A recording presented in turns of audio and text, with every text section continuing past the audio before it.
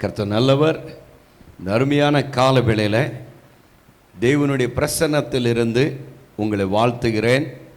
இந்த அருமையான இந்த புல்பீட்டை எனக்கு கொடுத்து கர்த்தருடைய வார்த்தையை பகிர்ந்து கொள்ளும்படியாக அழைப்பு கொடுத்த போதகர் அவர்களுக்கு என்னுடைய மனமார்ந்த நன்றியை நான் தெரிவிக்கிறேன்.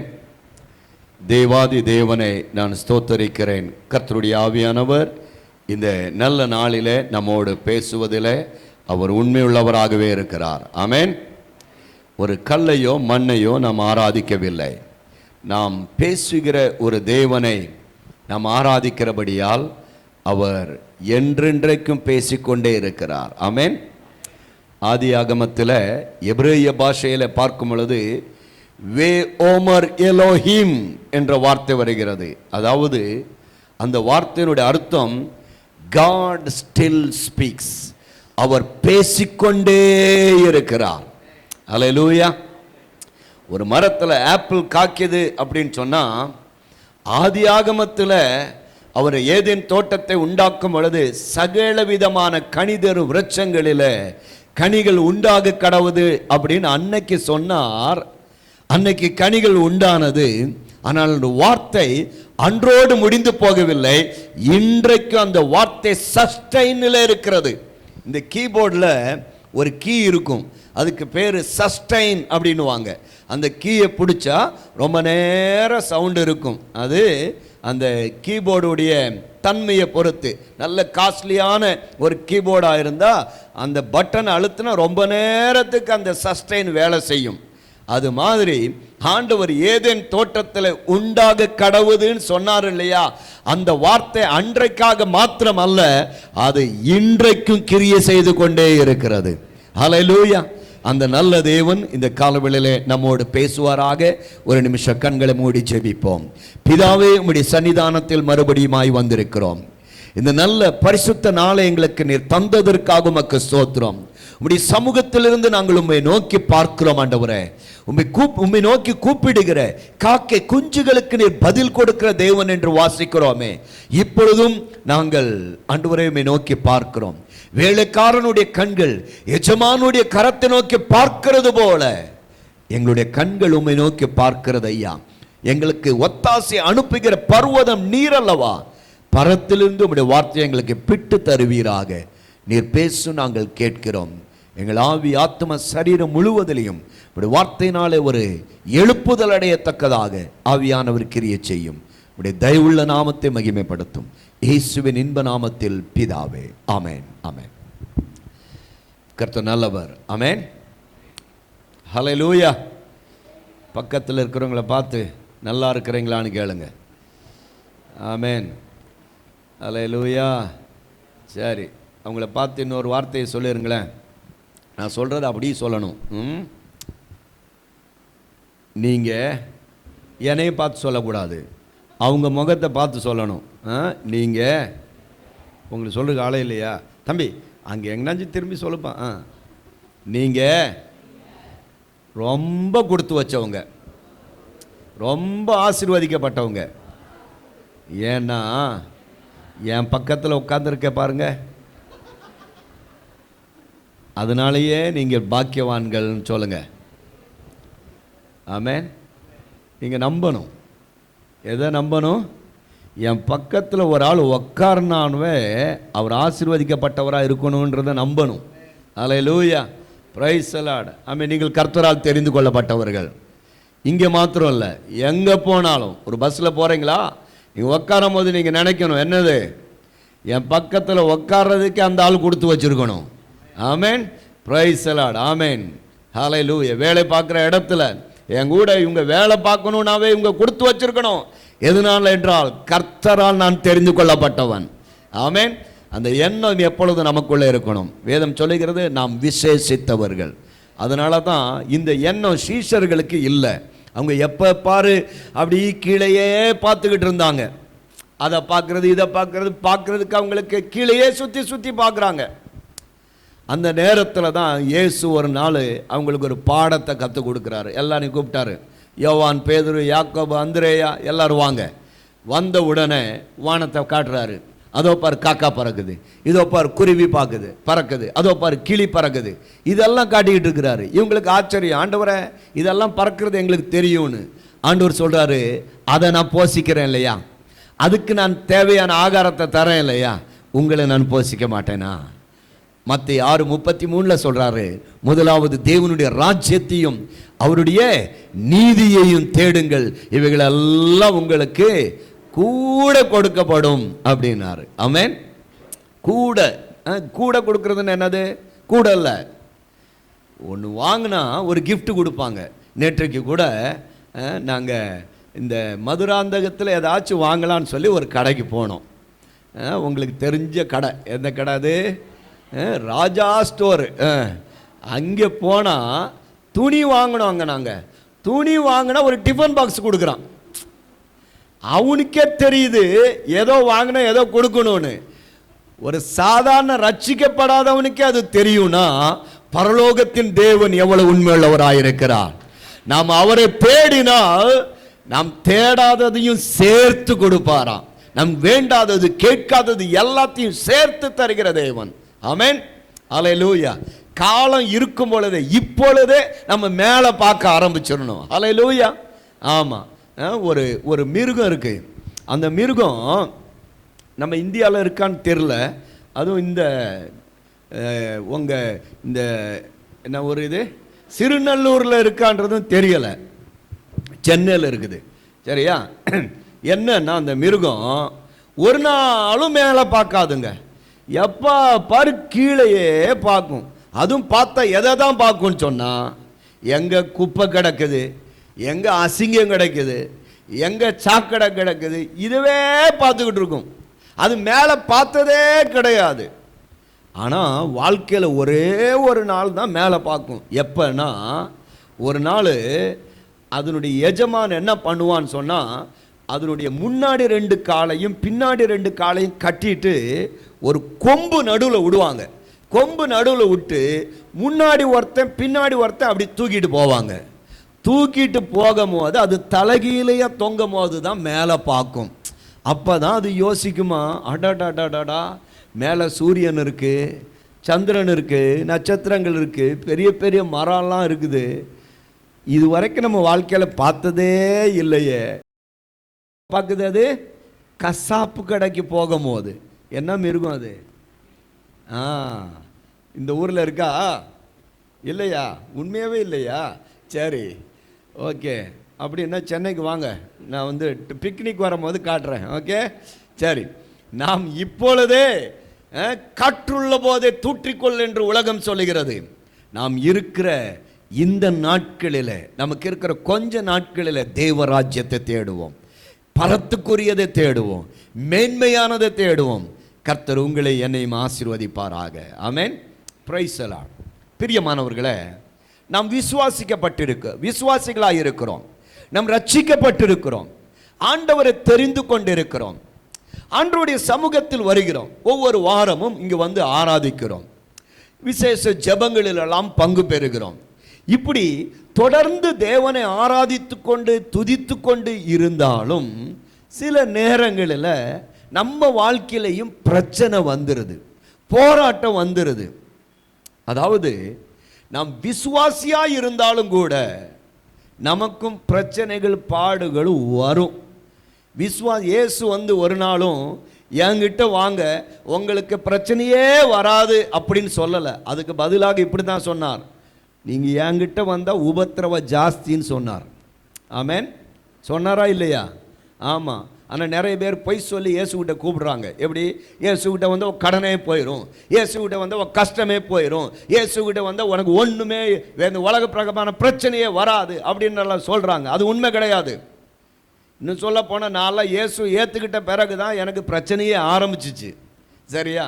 அதனால் இயேசுகிட்ட வந்துட்டா எல்லாம் மாறும். ஆனால் உடனே எல்லாம் மாறி அப்படி தலைகீழையே மாறின வானத்திலே பறப்பேன் அப்படியெல்லாம் நினைக்கக்கூடாது. இந்த வேதத்திலிருந்து இன்றைக்கு ஒரு நபரை உங்களுக்கு சுட்டி காண்பிக்க போகிறேன். சரியா?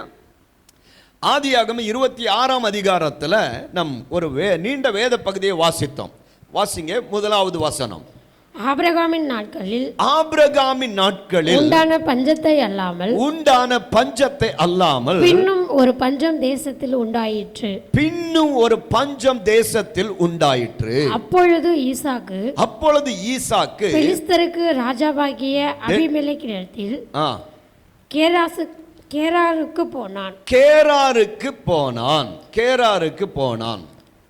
கவனிங்க, ஈசாக்கு யார் என்றால் அவனுடைய குடும்பத்திலே பக்தியாய் வளர்க்கப்பட்டவன், விசுவாசத்திலே வளர்க்கப்பட்டவன். அவனுடைய தகப்பன் ஆபிரகாமுடைய வாழ்க்கையில அவன் சிறு வயதிலே விக்கிரகங்களை ஆராதித்தான். அவனுடைய தகப்பன தேராகோடு சேர்ந்து விக்கிரகங்கள் பொம்மைகள் எல்லாம் தலைமையில வைத்து கொண்டு தெருவா அவன் இந்த விக்கிரகத்தெல்லாம் வியாபாரம் பண்ணி கொண்டிருந்ததால் குடும்பத்தில் வளர்க்கப்பட்டவன். ஆனால் ஈசாக்கு அப்படி அல்ல. ஈசாக்கு சிறு வயது முதற்கொண்டே கர்த்தருக்குள்ள ஜீவனுள்ள தேவனை ஆராதிக்கிற ஒரு நபராக, பயபக்திக்குரிய ஒரு நபராக வளர்க்கப்பட்டான். இவனுக்கு அப்பாவுடைய வாழ்க்கை தெரியும், அப்பாவுடைய விசுவாசம் தெரியும், அப்பாவுடைய விசுவாச பயணமும் அவனுக்கு தெரியும். எல்லாவற்றிலும் அப்பா கூடையே இருந்து வளர்ந்தவன் தான் இந்த ஈசாக்கு. ஆனால் ஈசாக்கு விசுவாசத்தில் இருந்தாலும், அவன் தேவன் மேல் பக்தி வைராக்கியம் உள்ளவனாய் இருந்தாலும் கூட, ஒரு நாள் இந்த வசனம் சொல்லுது, ஆபிரகாமின் நாட்களில் பஞ்சம் உண்டானது போல ஈசாக்கின் நாட்களிலேயும் பஞ்சம் உண்டானது. அப்படின்னா என்ன புரிஞ்சுக்கணும்னா, நான் விசுவாசியாக இருந்தால் எனக்கு பிரச்சனையே வராதுன்னு கிடையாது. விசுவாசியாக இருந்தாலும் என்ன வரும்? உபத்திரம் வரும், பாடுகள் வரும், கஷ்டங்கள் வரும். இயேசு என்ன சொன்னார்? உலகத்தில் உங்களுக்கு உபத்திரவம் உண்டு, ஆனாலும் திடன் கொள்ளுங்கள், நான் உலகத்தை ஜெயித்தேன் என்று சொன்னார். இப்ப ஆபிரகாமின் நாட்களிலே ஒரு நாள் பஞ்சம் வந்த பொழுது ஆபிரகாம் என்ன செய்தார் தெரியுமா? எடுக்க வேண்டாம், ஆதியாகமம் 12ஆம் அதிகாரத்தில் கர்த்தர் அவனை அழைக்கிறார். கானானுக்கு நேராக நடத்தி கொண்டிருக்கிறார். கானானுக்கு போகிற பாதையில் அங்கே பஞ்சம் வந்து விடுகிறது. பஞ்சம் வந்த உடனே ஆபிரகாம் பாருங்க, அவர் பெரிய செல்வந்தர், பெரிய பணக்காரர். அவரை சுற்றிலும் ஏராளமான ஆடு மாடு மிருக ஜீவன்கள், கழுதைகள், ஒட்டகங்கள், வேலைக்காரர்கள், வேலைக்காரிகள், வெள்ளி பொன்னு ஏராளமாய் இருக்கிறது. இப்ப பஞ்சம் வந்த உடனே அவன் சுற்றில் இருக்கிற மிருகங்கள் எல்லாம் பார்க்குறான். ஒட்டகம், கழுதை, கோழி, நாய் எல்லாத்தையும் பார்க்குறான். பார்த்தா எல்லாம் தண்ணி இல்லாமல் வாடிக்கிட்டு இருக்கு. தேசத்தில் பஞ்சம், தண்ணியே இல்லை, வாடிக்கிட்டு இருக்கிறத பார்த்த உடனே யோசிக்கிறான், நம்மளால இந்த மிருகங்களெல்லாம் சாகணுமா? வேண்டாம், அதுக்கு தண்ணி கொடுக்கறதுக்காக ஒரு இடம் இருக்குன்னு சொல்லி அவன் அறிந்திருந்தான். அது எந்த நாடுனா எகிப்து நாடு. எகிப்துக்கு போகிறான். எகிப்துல ஒரு காலம் வற்றி போகாத ஒரு நைல் நதி ஓடிக்கொண்டிருக்கிறது. அங்கே போனா நானும் பிழைத்து கொள்ளுவேன், என் மிருக ஜீவன்கள் பிழைத்து கொள்ளும் என்று சொல்லி அவன் கானானின் பாதையில எகிப்துக்கு கடந்து போனான். அதுக்கு பிற்பாடு கர்த்தர் அவனுக்கு ஒரு அடி போட்டார், திரும்ப வந்தா. சரியா? இப்ப ஈசாக்கின் நாட்களிலேயும் ஒரு பஞ்சம் உண்டானது. இப்ப ஈசாக்கு தகப்பனை போல யோசிக்கிறான். எங்க அப்பா காலத்துல பஞ்சம் வரும்போது எங்க அப்பா எகிப்துக்கு போனேன்னு எனக்கு சொன்னாரு, இப்ப நானும் என்ன செய்கிறேன், அதே போல போய் என்னோடு இருக்கிற மிருக ஜீவன்களுக்கெல்லாம் தண்ணீர் கொடுக்கும்படியாக, அதெல்லாம் சாகாதபடிக்கு நானும் அங்கே எகிப்துக்கு போகிறேன் சொல்லி அவன் புறப்பட்டு இப்பொழுது பெலிஸ்தருக்கு ராஜாவாகிய இருந்ததான அபிமெலேக் என்கிறதான ஒரு ராஜா, அது கேரார் என்கிறதான ஒரு ஊர், அந்த இடத்திற்கு வருகிறான். கேராருக்கும் எகிப்துக்கும் ரொம்ப பக்கம், வெரி க்ளோஸ், ரொம்ப பக்கம். அந்த பெலிஸ்தர் தேச வழியாக எகிப்துக்கு போறது ரொம்ப ஷார்ட்கட், ரொம்ப பக்கம். அதாவது ஆண்டவர் இஸ்ரவேல் ஜனங்கள் எகிப்தில் இருக்கும் பொழுது அவர்களை கானானுக்கு கொண்டு போகிறதுக்காக அழைக்கும் பொழுது பெலிஸ்தரின் தேச வழியாக போவது மிகவும் சமீபமாய் இருந்தாலும் அவர் வேறு வழியாய் அவர்களை கொண்டு போனார் என்று நம்ம 13ஆம் அதிகாரத்தில் வாசிக்கிறோம். ஆதியாகமம் 13ஆம் அதிகாரத்தில் இருக்கிறது. கவனிங்க, அந்த பாதையை கர்த்தர் அடைத்து வேறு வழியாக கொண்டு போனார். அப்படின்னா கானானிலிருந்து எகிப்துக்கு போறதுக்கு ஒரு ஷார்ட்கட் இருக்குது. இந்த பாதையை நம்ம ஈசாக்கு அறிந்தவனாய் அந்த இடத்திற்கு கேராருக்கு வரான். இனி அடுத்து பெலிஸ்தர் தேசத்திலிருந்து எகிப்துக்குள்ள நுழையணும். அந்த நேரத்தில் கர்த்தர் அவனுக்கு தரிசனமாகி பேசுறாரு, ஈசாக்கே, உங்க அப்பா எகிப்துக்கு போனாரு, நீயும் போகாதபடி ஜாக்கிரதையாயிரு. கவனிங்க, இதில் ஒரு ரகசியம் இருக்கிறது. என்னன்னா, ஆபிரகாம் எகிப்துக்கு போனான். ஆபிரகாம் கர்த்தருடைய வார்த்தையின்படி தான் பயணப்பட்டு போய் கொண்டிருக்கிறான். அவனுடைய நாட்களில் பஞ்சம் வரும் பொழுது எகிப்துக்கு போறான். ஆண்டவர் அவனை தடை பண்ணல, அவனோடு பேசல, நீ எகிப்துக்கெல்லாம் போகாத, நீ இங்கே இரு அப்படின்னால ஆண்டவர் ஆபிரகாமிட்ட பேசவே இல்லை. அதுக்கு பிற்பாடு நீங்க பார்த்தீங்கன்னா ஈசாக்குடைய பிள்ளை யாக்கோபு, அவனுடைய நாட்களில் அவனும் ஒரு நாள் எகிப்துக்கு போனான். எகிப்துக்கு போகும்போது கர்த்தர் அவனோடு நீ போன்னு தான் சொன்னார் ஒழிய எகிப்துக்கு போகாத அப்படின்னு சொல்லல. ஆனால் ஈசாக்கு எகிப்திற்கு போக நினைக்கும் பொழுது ஈசாக்கிற்கு தரிசனமான தேவன், நீ எகிப்திற்கு போகாதே என்று சொல்லி அவனை தடுத்து நிறுத்தினார். நான் சொல்லுகிற தேசத்தில் நீ தங்கி இரு, இந்த தேசத்தில் உன்னை ஆசீர்வதிப்பேன் என்று சொன்னார்.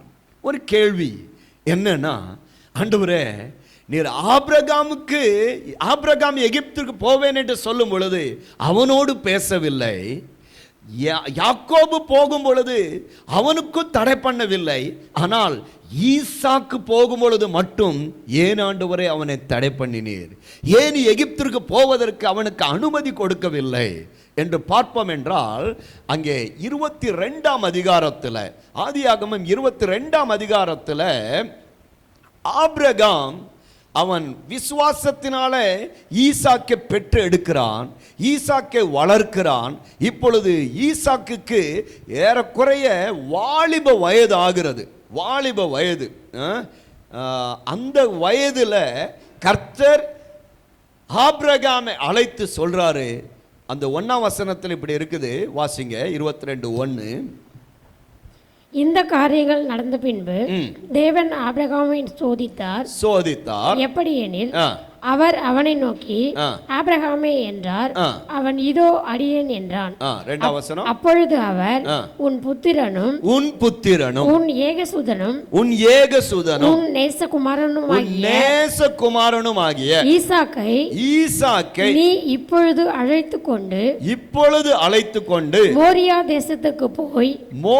தேசத்துக்கு போய் அங்கே நான் உனக்கு குறிக்கும் மலைகள் ஒன்றின் மேல் அவனை தகன பலியாக பலியிடு என்று சொல்லுகிறார். கவனிங்க, கர்த்தர் ஆபிரகாமை அழைத்து அங்கே தெளிவாக ஒரு வார்த்தையை சொல்றாரு, உன் புத்திரன், உன் ஏகசுதன், உன்னுடைய நேசகுமாரன் இப்படின்னு சொல்லிட்டு அடுத்து பேரை குறிப்பா சொல்றாரு. யாரைத்தான் பலி செலுத்தணும்?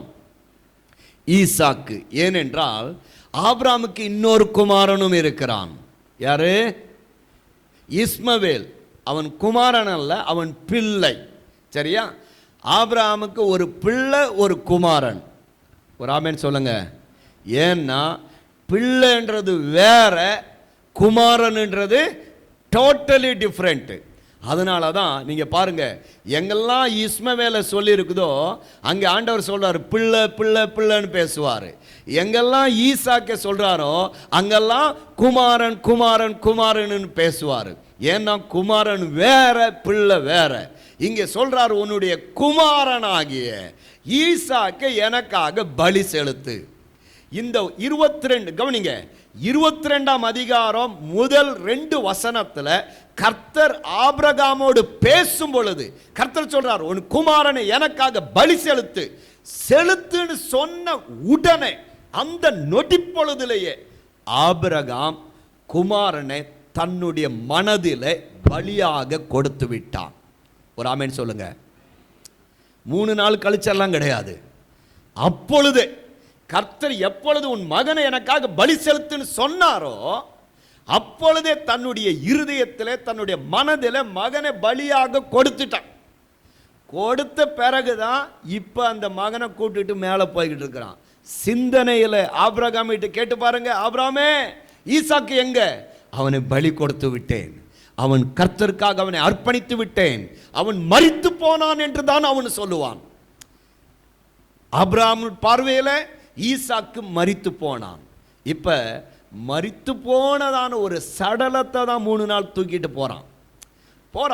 போயிட்டு கர்த்தர் குறிப்பிட்ட அந்த இடம் மோரியா, அந்த மோரியா ஐயா சொல்லி கொடுத்துருப்பாருன்னு நினைக்கிறேன். மே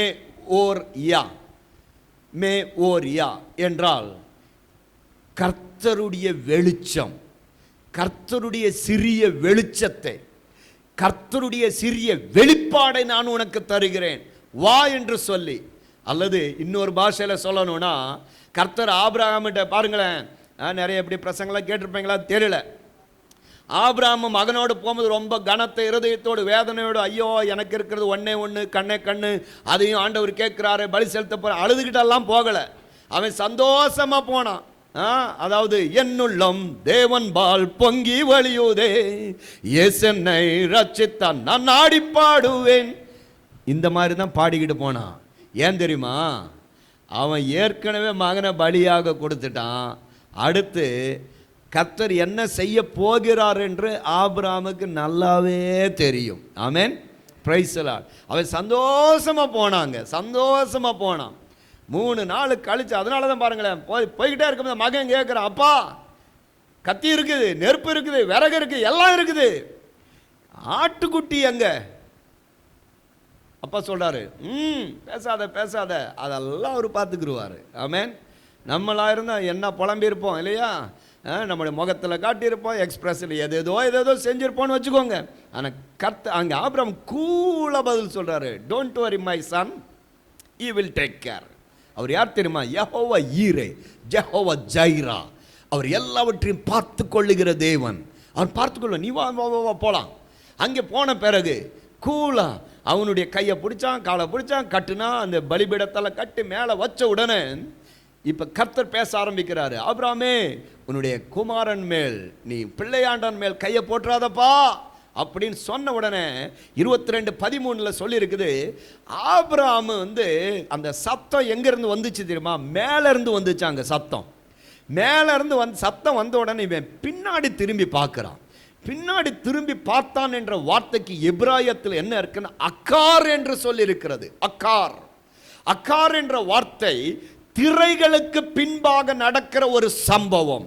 அதாவது ஆபிரகாம் எங்கே இருக்கிறானோ அந்த ஸ்தானத்தில், அந்த இடத்திலிருந்து அல்லது அந்த காலகட்டத்திலிருந்து இன்னொரு காலகட்டம், அதாவது 2000 ஆண்டுகள் கழித்து அந்த மோரியா மலையில அதே லொகேஷன்ல என்ன நடக்க போகிறதோ அந்த காட்சியை ஆபிரகாம் திரும்பி பார்க்கிறான். திரும்பி பார்த்த 2000 வருஷம் கழிச்சு என்ன நடந்துச்சு தெரியுமா? அந்த இடத்துல கல்வாரி சிலுவையில, கொல்கதா மலையில கல்வாரி சிலுவையில இயேசு தலையில முள்முடி சுட்டினவராய் தொங்கினாரே, அந்த காட்சியை ஆபிரகாம் பார்க்கிறான். பார்த்த உடனே அவனுக்கு பெரிய சந்தோஷம் உண்டாகிறது. அங்கே பார்த்தா ஒரு ஆடு இருக்கிறது. அதனுடைய தலை முள்ளிலே அது சிக்கிக்கொண்டு இருக்கிறது. அந்த கடாவை கொண்டு வந்து கர்த்தருக்காக பலி செலுத்தினான் என்று சொல்லியிருக்கும். ஆனால் உண்மை என்னன்னா, ஆபிரகாம் அந்த மோரியா மலையில கிறிஸ்துவை கண்டான். ஒரு ஆமென் சொல்லுங்க. அதனால தான் யோவான் 8ஆம் அதிகாரம் 56ஆம் வசனம் வாசிங்க, டக்குன்னு வாசிங்க பார்க்கலாம். யோவான் 8:56 இப்ப இயேசு தம்மை சுற்றில் இருந்த சீஷர்களிடத்தில் சொல்றாரு, ஆபிரகாம் என் நாளை காண, உங்கள் பிதாவாகிய ஆபிரகாம் என்னுடைய நாளை காண ஆசையாயிருந்தான், கண்டு களி கூர்ந்தான். கூட இருக்கிற ஒரு குப்புசாமிங்களுக்கும் புரியல. அடுத்த வசனத்துல பாருங்களேன், கேக்குறாங்க, என்ன கேக்குறாங்கன்னா, அப்பொழுது யூதர்கள் அவரை நோக்கி, உனக்கு இன்னும் 50 வயதாகவில்லையே, இன்னும் உனக்கு 50 வயசு கூட ஆகல, நீ ஆபிரகாமை கண்டாயோ என்றார்கள். இயேசு பதில் சொல்றாரு பாருங்க. அதற்கு இயேசு, ஆபிரகாம் உண்டாவதற்கு முன்னமே நான் இருக்கிறேன் என்று மெய்யாகவே உங்களுக்கு சொல்லுகிறேன். ஆமென். ஹல்லேலூயா. ஆபிரகாம் கர்த்தருடைய நாளை காண வாஞ்சையாயிருந்தான், கண்டு களி கூர்ந்தான். ஆமென். எப்ப பார்த்தா? மோரியா மலையில பலி செலுத்தும் பொழுதே அவன் கண்டான். 3வது நாளில் இப்ப ஒரு கேள்வி கேட்டுறேன், நல்ல பதில் சொல்லணும். ஐயா சொல்லியிருக்கிறாரு, நீங்க எல்லாம் புத்திசாலிங்கன்னு. சரி, ஆபிரகாம் ஈசாக்கை பலி செலுத்தினாரா இல்லையா? அவர் தான் ஃபர்ஸ்ட் இருதயத்துல பலியா ஒப்பு கொடுத்துட்டாரே. அப்படின்னா என்ன சொல்ல வரீங்க? பலி, என் கேள்வி என்னன்னா, செலுத்தினாரா இல்லையா? ஆமா இல்ல? ஆமா. Very good. ஆமா, இதுதான் சத்தியம். அல்லேலூயா. இல்லைன்னு சொன்னா தோல்வி ஆயிருவீங்க. ஏன்னா நீங்க எபிரேயர் 11ஆம் அதிகாரத்தில் வாசிச்சீங்கன்னா, ஆபிரகாம் தன் குமாரனாகிய ஈசாக்கை பலியாக ஒப்பு கொடுத்தான் என்று சொல்லி இருக்கிறது. சரி, கொடுக்க போனா அப்படின்னால இல்ல, கொடுத்தான் என்று சொல்லி இருக்கிறது. எப்ப கொடுத்தான்? 3 நாளைக்கு முன்னாடியே பலியாக ஒப்பு கொடுத்தான். 3 நாள் கழித்து ஈசாக்கே மரித்தோரிலிருந்து எழுப்பப்பட்டவனாய் பாவனையாக திரும்ப பெற்றுக்கொண்டான் என்று சொல்லி எழுதப்பட்டிருக்கிறது. எப்படி கிறிஸ்து மரித்து அடக்கம் பண்ணப்பட்டு 3ஆம் நாளில் உயிரோடு எழுந்தாரோ, அதே போல ஆபிரகாமுடைய சிந்தனையில 3 நாளைக்கு முன்பாக ஈசாக்கு மரித்து அடக்கம் பண்ணப்பட்டு 3 நாளைக்கு பிற்பாடு அவனை உயிரோடு திரும்ப பாவனையாக பெற்றுக்கொண்டான். ஆமென். ஈசாக்கு யார் என்றால், இயேசு கிறிஸ்துக்கு ஒப்பனையாய் நிழலாட்டமாய் சொல்லப்பட்டவர். நீங்க ஆபிரகாமை விட யாக்கோவை விட ஈசாக்கையும் இயேசுவையும் வச்சு பார்த்தீங்கன்னா டிட்டோ 2 பேரும் ஒரே மாதிரி இருப்பாங்க. இயேசு கிறிஸ்துக்குள்ள என்னெல்லாம் இருந்துச்சோ அதெல்லாம் ஈசாக்குக்குள்ள இருந்துச்சு. அப்படின்னா ஈசாக்கு யார் என்றால், இயேசு கிறிஸ்துவை போல பூரண பலியாக ஒப்பு கொடுத்தவர். ஒரு ஆமென் சொல்லுங்க. இது புரியணும் உங்களுக்கு. இது புரிஞ்சாதான் மீத நான் சொல்ல போற விஷயம் புரியும். ஈசாக்கு, திரும்ப சொல்றேன், ஈசாக்கு யார் என்றால், எப்படி இயேசு தம்மை பூரண பலியாக ஒப்பு கொடுத்து மரித்து உயிரோடு எழுந்தாரோ, அதே போல ஈசாக்கும் தம்மை பூரண பலியாக ஒப்பு கொடுத்து மரித்து உயிரோடு எழுந்தவர். இந்த மரித்து உயிரோடு எழுந்தவருக்கு என்ன பெயர் சொல்லலாம்னா, த ஒன் நியூ மேன், ஒரு புதிய மனிதன். ஹல்லேலூயா. இப்ப ஈசாக்கு யாரு சொல்லுங்க, எல்லாரும் சொல்லுங்க. புதிய மனிதன். எப்படி புதிய மனிதனா மாறினாரு? பூரண பலி. பூரண பலியா ஒரு ஆள் ஒப்பு கொடுத்துட்டாருன்னா அவர் யாருன்னா பூரண மனுஷனாயிருக்கிறாரு. யாரெல்லாம் கிறிஸ்துவுக்குள்ளே உண்மையாய் உங்களை அர்ப்பணித்து நீங்கள் மரித்து கிறிஸ்துவோடு கூட மரித்து அடக்கம் பண்ணப்பட்டு மறுபடி கிறிஸ்துவோடு கூட எழுந்திருக்கிறீர்களோ, உங்க பலியை கர்த்தர் பூரண பலியாக பார்க்கிறார். ஆமென். அப்ப ஆண்டவருடைய பார்வையில ஈசாக்கு வேற, இந்த ஆரோக்கியராஜ் வேற கிடையாது. ஈசாக்கு வேற, இந்த சதீஷ் வேற கிடையாது. நல்லா புரிஞ்சுக்கோங்க. ஆண்டவருடைய பார்வையில் நானும் ஒன்று தான், ஈசாக்கும் ஒன்று தான். எத்தனை பேர் ஆமென் சொல்றீங்க? ஏன்னா ஈசாக்கும் பூரண பலியானவர், நானும் பூரண பலியானவர். அப்போ பூரண பலியா இருக்கிறதான ஒரு மனுஷனை கர்த்தர் பார்க்கிற பார்வையை வேற விதமா பார்ப்பாரு. அதனாலதான் ஆபிரகாம் எகிப்துக்கு போகும்போது அவனை தடை பண்ணல, யாக்கோபு போகும்போது தடை பண்ணல. ஆனால் பூரண பலியா இருக்கிற ஒரு மனுஷன் மீண்டும் எகிப்திற்கு போவதை கர்த்தர் விரும்பவே இல்லை. ஆண்டவர் நீங்களும் நானும் எகிப்திற்கு போவதை ஒரு காலம் விரும்ப மாட்டார். ஹல்லேலூயா. நம்ம செத்துட்டோம், செத்து திரும்ப உயிர் பிழைச்சு வந்திருக்கிறோம். இனி நான் எந்த காரணத்துக்கு கொண்டு எங்க போயிடக்கூடாது? எகிப்துக்கு போயிடக்கூடாது. அதனால தான் கவனிங்க, ரட்சிக்கப்பட்டவர்கள் ஏதாச்சும் பாவம் செய்யும் பொழுது நம்ம எல்லாரும் சொல்லுவோம், நான் தெரியாமல் செஞ்சுட்டேன், அப்படி செஞ்சுட்டேன், இப்படி செஞ்சுட்டேன். இல்லை, அதுக்கு பேர் என்னன்னா துணிகரம் தான். ஆண்டவர் ஒரு தேவ பிள்ளை பாவம் செய்யறதுக்கு இடம் கொடுக்கவே மாட்டார். அதை செய்ய போறோமோட இருதயத்தில் அப்படி வாதிக்கும், இருதயம் நம்மளை குத்தும், நீ செய்யறது தவறுன்னு சொல்லும். ஆண்டவர் ஏதாச்சும் விஷயத்தில் மூலமாக, ஏதோ ஒரு காரியத்தின் மூலமாக நம்மோடு பேசுவார். மகனே நீ செய்யறது தவறு, இது பாவம், நீ எகிப்துக்கு போய்கிட்டு இருக்கிற, நீ போகாத, நீ பலியாயிருக்கிறாய், நீ எனக்குள்ளே மரித்து நீ உயிரோடு எழும்பி இருக்கிற. ஆண்டவர் பேசிக்கொண்டே இருப்பார். இதெல்லாம் நம்ம கடினப்படுத்தி அதெல்லாம் தூக்கி எரிஞ்சிட்டு தான் துணிகரமா பாவம் செய்கிறவங்களா ஒரு ரட்சிக்கப்பட்டவன் இருக்கிறான். ஆனால் செய்யறதுக்கு முன்னாடி ஆண்டவர் 1000 விஷயத்தில் ஆண்டவர் நம்மோடு பேசுவார். எத்தனை பேருக்கு இந்த அனுபவம் இருக்கிறது? அல்லேலூயா, ஆமென். கட்டாயமாக பேசுவார்.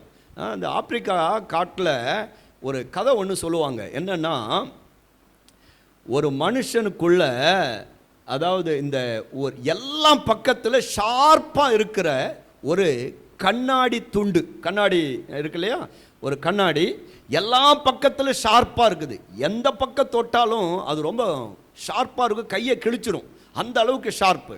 ஒரு மனுஷன் அவன் மனம் திரும்பும் பொழுது, ரட்சிக்கப்படும் பொழுது, ஆண்டவர் அந்த கண்ணாடி துண்டை இருதயத்துக்குள்ளே வச்சுருவாராம். அவங்களுடைய நம்பிக்கை அப்படி இருக்குது. உள்ளே வச்சுருவார். உள்ளே வச்ச உடனே இப்போ நான் ரட்சிக்கப்பட்டவன், எனக்குள்ளே அந்த கண்ணாடி தூண்டு இருக்குது. இப்போ நான் நேராக தான் பார்க்கணும், தவறான காரியத்தை பார்க்கக்கூடாது, தவறானதை கேட்கக்கூடாது, தவறானதை பேசக்கூடாது, என்னுடைய பார்வை எல்லாம் உண்மையாக இருக்கணும், உத்தமமாக இருக்கணும். இப்போ நான் நடந்து போய்கிட்டே இருக்கும் போது என்னுடைய கண் அப்படி கொஞ்சம் கர்த்தருக்கு அப்பாற்பட்டு வேற எதையோ பார்க்குதுன்னு வச்சுக்கோங்க. இந்த உள்ள இருக்கிறதான கண்ணாடி துண்டு என்ன செய்யுமா, அப்படி லைட்டாக திரும்பும் போது என்னாகும், உள்ள குத்தும் போது அப்போ நான் உணர்வடைவேன், ஐயோ நான் செய்கிறது தவறு, நான் அதை பார்க்கக்கூடாது அப்படின்னு சொல்லிட்டு நான் பார்வையை மாற்றிக்கொண்டு திரும்ப போகிறேன். போனால் இன்னொரு இடத்துல வேற ஒன்றை பார்க்குறேன், அப்போ இன்னும் சுற்றுது. அப்படி அதையும் நான் எப்பெல்லாம் தேவ சித்தத்துக்கு மாறாக நான் பார்க்குறேன், செயல்படுறேன், பேசுகிறேன், இதெல்லாம் செய்யும் போது அது சுற்றிக்கிட்டே இருக்கும். சுத்த என்ன ஆகும் தெரியுமா, இங்கே வழி எடுத்துக்கிட்டே இருக்கும். அது வலிக்கும் பொழுதெல்லாம் நான் என்ன பண்ணுறேன், அந்த பாதையை விட்டு சரியான பாதைக்கு போய்கிட்டே இருக்கிறேன். காலம் போக ரட்சிக்கப்பட்டு 1 வருஷம் ஆச்சு, 2 வருஷம் ஆச்சு, 10 வருஷம் ஆச்சு, இப்படி காலம் ஆக அந்த இது உள்ள சுற்றி எல்லா பக்கத்துலையும் என்ன ஆச்சுன்னு மழுங்கி போச்சு. இப்போ என்னன்னா உள்ள வச்சிருக்கிறாரு, கண்ணாடி துண்டு எல்லாருக்குள்ள வச்சிருக்கிறாரு. இப்போ நம்ம பார்த்தாலும் என்ன ஆக மாட்டேது, அது சுத்துது. ஆனால் நமக்கு என்ன ஆக மாட்டேதுன்னா உணர்வு வர மாட்டேது. ஏன் வரமல்ல, அதுதான் மழுங்கி போச்சு, சொரணையே போச்சு, மழுங்கி போச்சு. அதனால இப்போ பார்த்தாலும் பார்க்காத மாதிரி பார்த்துக்கிட்டு இருக்கிறோம், செஞ்சாலும் செய்யாத மாதிரி இருக்கிறோம், கேட்டாலும் கேட்காத மாதிரி இருக்கிறோம், பல காரியங்களை செஞ்சுக்கிட்டு இருக்கிறோம். ஆனால் கர்த்தர் பூர்ண பலியாக இருக்கிற ஒரு மனுஷனை பார்த்து சொல்றாரு, நீ எகிப்திற்கு போகாத, நான் சொல்ற இடத்துல நீ தங்கி இரு என்று சொல்லி கர்த்தர் ஈசாக்கை எச்சரிக்கிறார். ஈசாக்கு அந்த தேசத்தில் கேரார் என்கிறதான ஊரில் இப்போ தங்குறார். அந்த ஊரில் என்னன்னா பஞ்சம். அதாவது நல்ல ஆண்டவராக இருந்தால் என்ன பண்ணியிருக்கணும்னா, பஞ்சம்னு தெரியுது இல்லையா, நல்லா செழிப்பான இடத்துல போய் வச்சுட்டு நீ பஞ்செல்லாம் முடிகிற வரைக்கும் இங்கே இரு அப்படின்னு சொல்லியிருக்கணும். ஆனால் இவர் என்ன சொன்னார், இருக்கிற இடத்துலையே அவனை வச்சுட்டு பஞ்சமான தேசத்தில் நீ இங்கேயே இரு, நீ எகிப்துக்கு மட்டும் போயிடாதேன்னு சொல்லி எச்சரிக்கிறார்.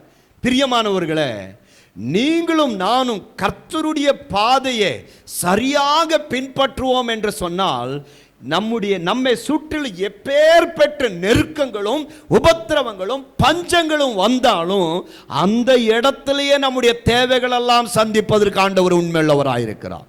ஹல்லேலூயா. நல்ல உதாரணம் சொல்றேன், நீங்க எல்லாரும் ஆமான்னு சொல்லுவீங்க. இப்போ 2020 கொரோனான்னு ஒன்று வந்துச்சு.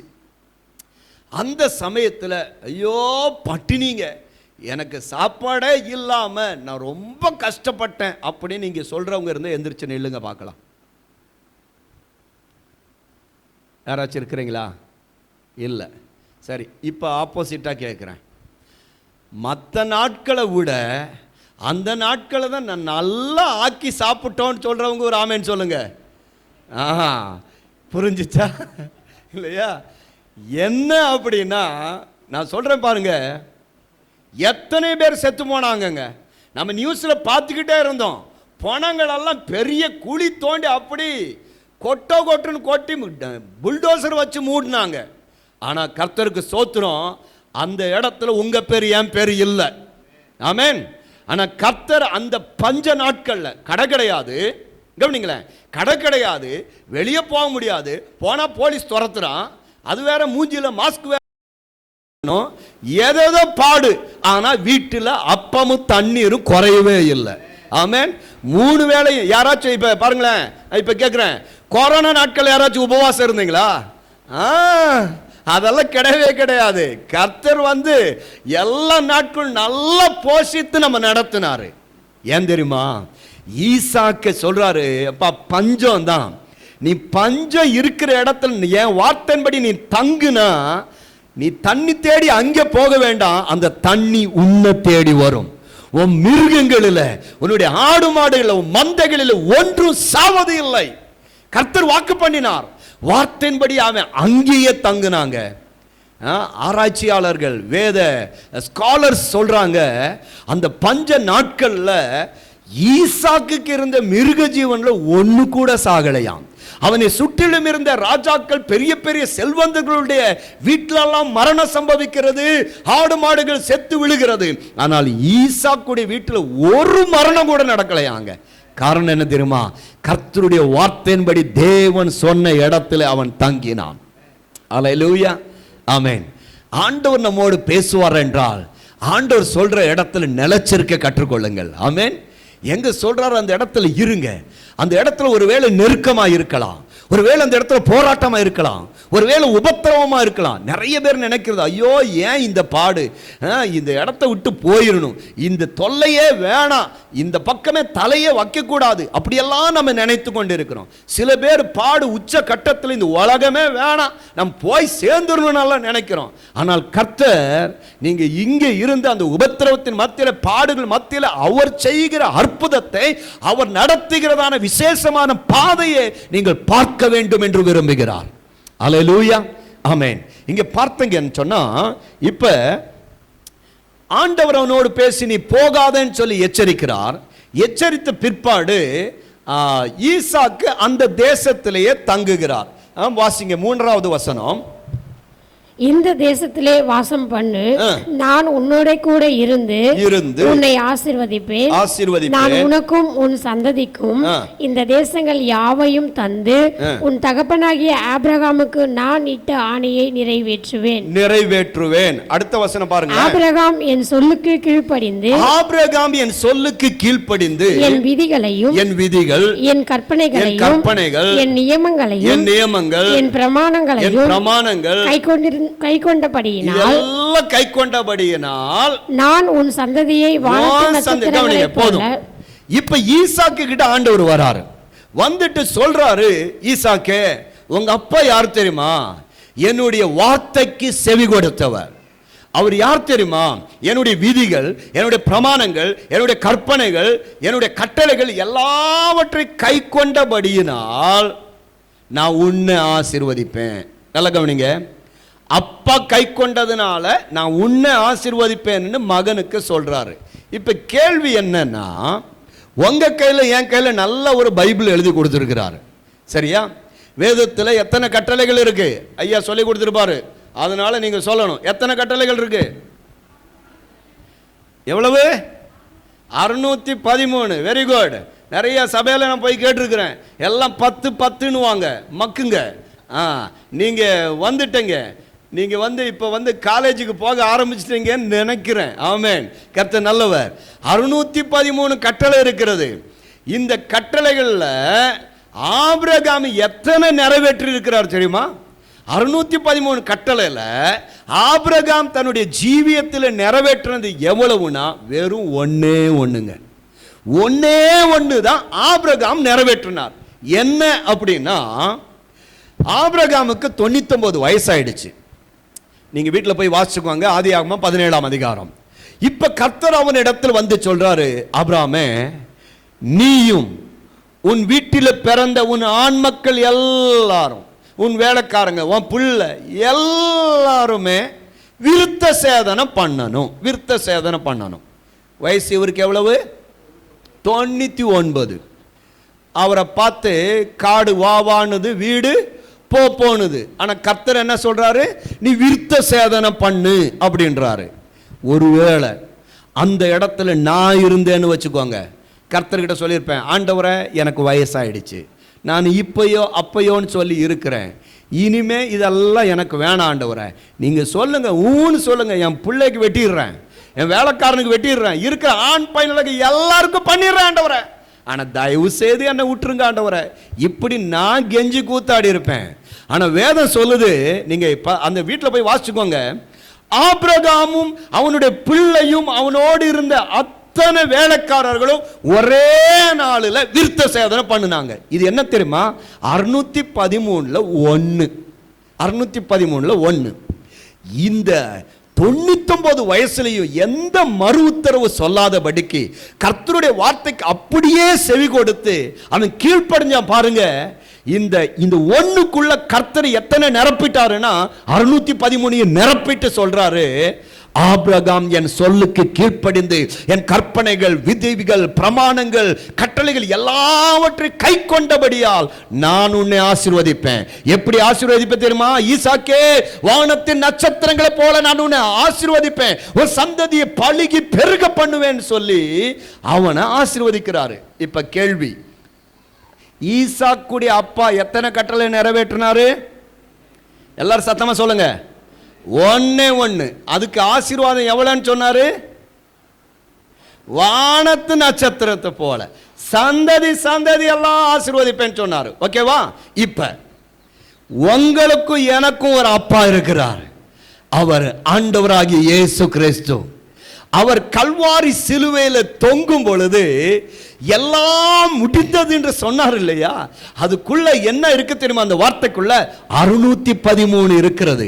இயேசு இந்த உலகத்தில் வந்த எல்லா மனிதர்களில் இயேசு மாத்திரமே 613 கட்டளையும் எல்லாவற்றையும் நிறைவேற்றினார். ஒரு ஆமென் சொல்லுங்க. இயேசு எத்தனை நிறைவேற்றினாரு? எவ்வளவு? 613. ஆபிரகாம் எவ்வளவு? இப்ப பாருங்க, ஒன்ன நிறைவேற்றின அவனுடைய சந்ததியே நட்சத்திரத்தை போல சந்ததி சந்ததியாய் ஆசீர்வதிப்பேன்னு சொன்னா, நம்முடைய அப்பா 613 நிறைவேற்றிருக்கிறாரு. நமக்கு அவர் வைத்திருக்கிற ஆசீர்வாதங்கள், நன்மைகள் எத்தனை எத்தனை எத்தனை எத்தனை! ஹல்லேலூயா! சொல்லுங்க. நீங்க தைரியமா சொல்லணும். என்ன தெரியுமா? ஆண்டவரே, அவங்க அப்பா ஒன்னே ஒண்ணு நிறைவேற்றினதுக்கு அவரை இவ்வளவு ஆசீர்வதிச்சீங்களே, நீர் எங்களுடைய அப்பா, நீர் அத்தனையும் நிறைவேற்றி இருக்கிறீர். என்னை நீர் பழுகி பெருக செய்ய முடியும் ஆண்டவரே, என்னை ஆசீர்வதிக்க முடியும் ஆண்டவரே, என் எல்லைகளை விஸ்தாரமாக்க முடியும் ஆண்டவரே, நான் இருக்கிற நிலைமையை நீர் மாற்ற முடியும் ஆண்டவரே. விசுவாசிங்க. இந்த வார்த்தை என்ன ஆகணும்னா, நீங்க கவனிங்களேன், நம்ம நிறைய நேரத்தில் கேட்டுட்டு அப்படியே விட்டுட்டு போயிடுறோம். ஒரு தடவை கேட்கும் போது சொன்னாங்க, ஏன் ஆண்டவர் 2 காது கொடுத்துருக்கிறாரு? ஏன் 2 காது ஏன் கொடுத்துருக்கிறாருன்னா, ஒருத்தர் சொன்னார், இந்த காதில் வாங்கி இந்த காதில் விடுறதுக்கு அப்படின்னு சொன்னார். அதுக்கு இல்லை, ஏன் 2 காது கொடுத்தா தெரியுமா?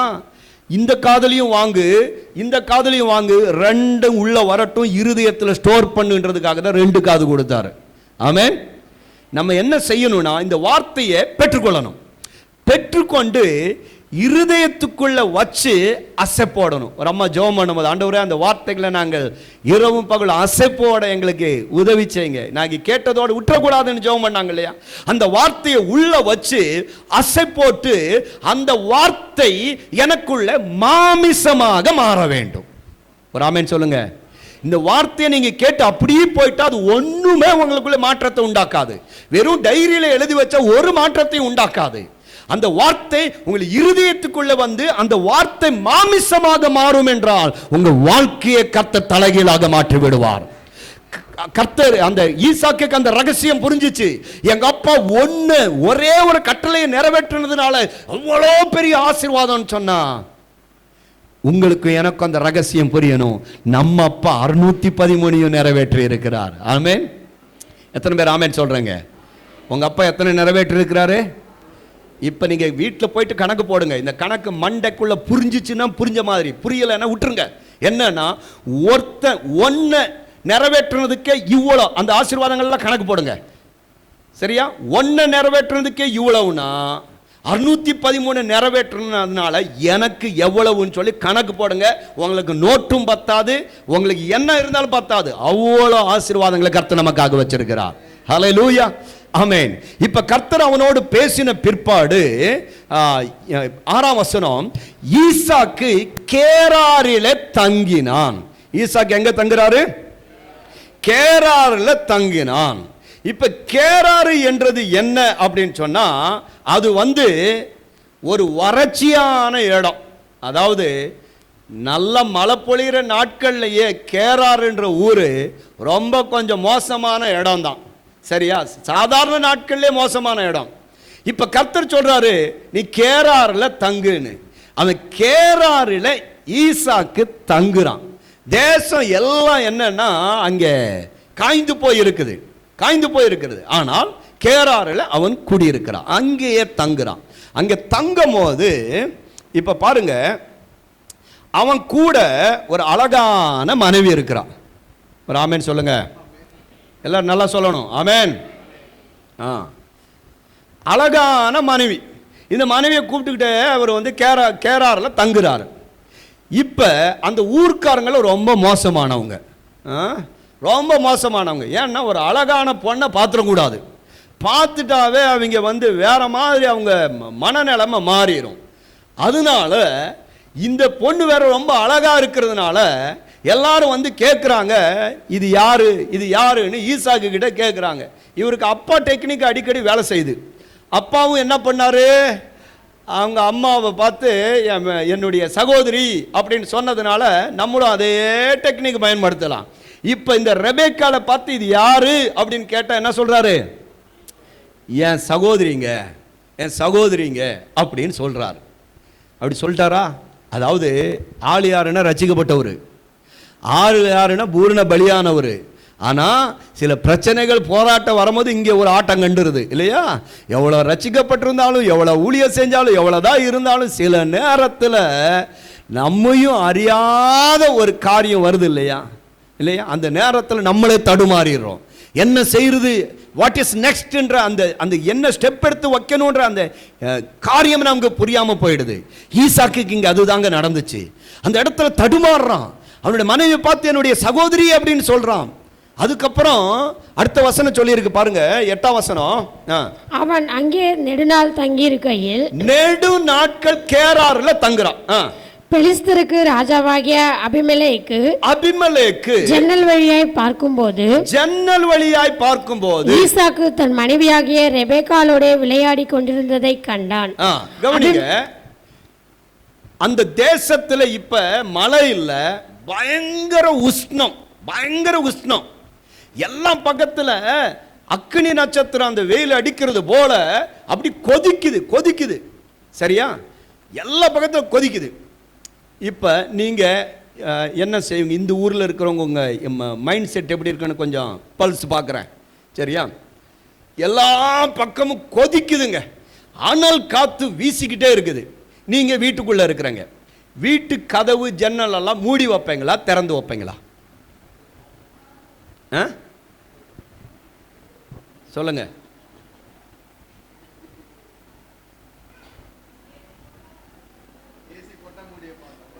ஏசி இல்ல. ஓ அப்படின்றீங்களா? கவனிங்க, நீங்க நல்ல இடத்துல உட்கார்ந்து இருக்கிறீங்க, அவங்க அங்க இருக்கிறாங்க. கேராறு பயங்கரம் உஷ்ணம், பல வருஷங்கள் வானம் அடைக்கப்பட்டிருக்கிறது, பூமி பிளவுண்டு போயிருக்கிறது, தண்ணி இல்லை, சுற்றி வட்டாரங்கள் இருக்கிற எல்லாம் மிருகங்கள் மனிதர்கள் மரித்து கொண்டு இருக்கிறாங்க. அனல் காத்து வீசிக்கிட்டே இருக்குது, ராத்திரியும் பகலும் வீசிக்கிட்டு இருக்குது. இப்ப நீங்க அங்க இருக்கிறீங்க, கதவை மூடி வைப்பீங்களா திறந்து வைப்பீங்களா? சொல்லுங்க. திறந்து வச்சங்கன்னு வச்சுக்கோங்க, உள்ள இருந்த கருவாடாயிருவீங்க. என்ன வீசுது? அனல் காத்து வீசுது. சரியா? நாங்கள்லாம் என்ன செஞ்சோன்னா, அந்த ஏசி எல்லாம் வர்றதுக்கு முன்னாடி, எங்கள் வீட்டில் ஏசி கண்டுபிடிக்கிறதுக்கு முன்னாடி பயங்கர வெயில் இந்த நாட்களில் என்ன செய்வோன்னா, இந்த பெட்ஷீட்டை எடுத்து தண்ணியில் முக்கி அப்படி கதவுலெல்லாம் போட்டு ஜன்னலெல்லாம் போட்டு கதவெல்லாம் மூடிட்டு இயற்கையான ஏசிக்குள்ளே உள்ளே உட்காந்துக்கிட்டு இருப்போம். சரியா? ஏன்னு சொன்னால் வெளியிருந்து என்ன தான் வீசும்னா அனல் காற்று தான் வீசும். இப்படியெல்லாம் நாட்களில் நாங்கள் இருந்தோம். இப்போ அந்த தேசத்திலேயே பார்த்தீங்கன்னா கேராரில் எல்லா வீடும் கதவு மூடி இருக்குது. ஏன்னா அனல் காற்று தாங்க முடியலை, எல்லா ஜனங்களும் கதவை மூடி இருக்கிறாங்க. அரண்மனையில் அபிமெலேக்கு இருக்கிறாரு. அரண்மனையில இருந்து அப்படி வெளியே வந்து அப்படி பார்த்துக்கிட்டே இருக்கும் போது ஒரு வீடு ஜன்னல் மட்டும் திறந்திருக்குது. இவருக்கு ஆச்சரியம், என்னடா எல்லா வீடும் மூடி இருக்குதே, இது ஒரு வீடு மட்டும் ஜன்னல் திறந்திருக்கிறதுன்னு கிளம்பி வந்துட்டாரு. வந்து யார் வீட்டில் ஜன்னல் திறந்து வச்சுக்கிட்டு அவ்வளோ கூலாக இருக்கிறாங்க போல இருக்குன்னு வந்து பார்த்தா ஜன்னல் திறந்திருக்குது.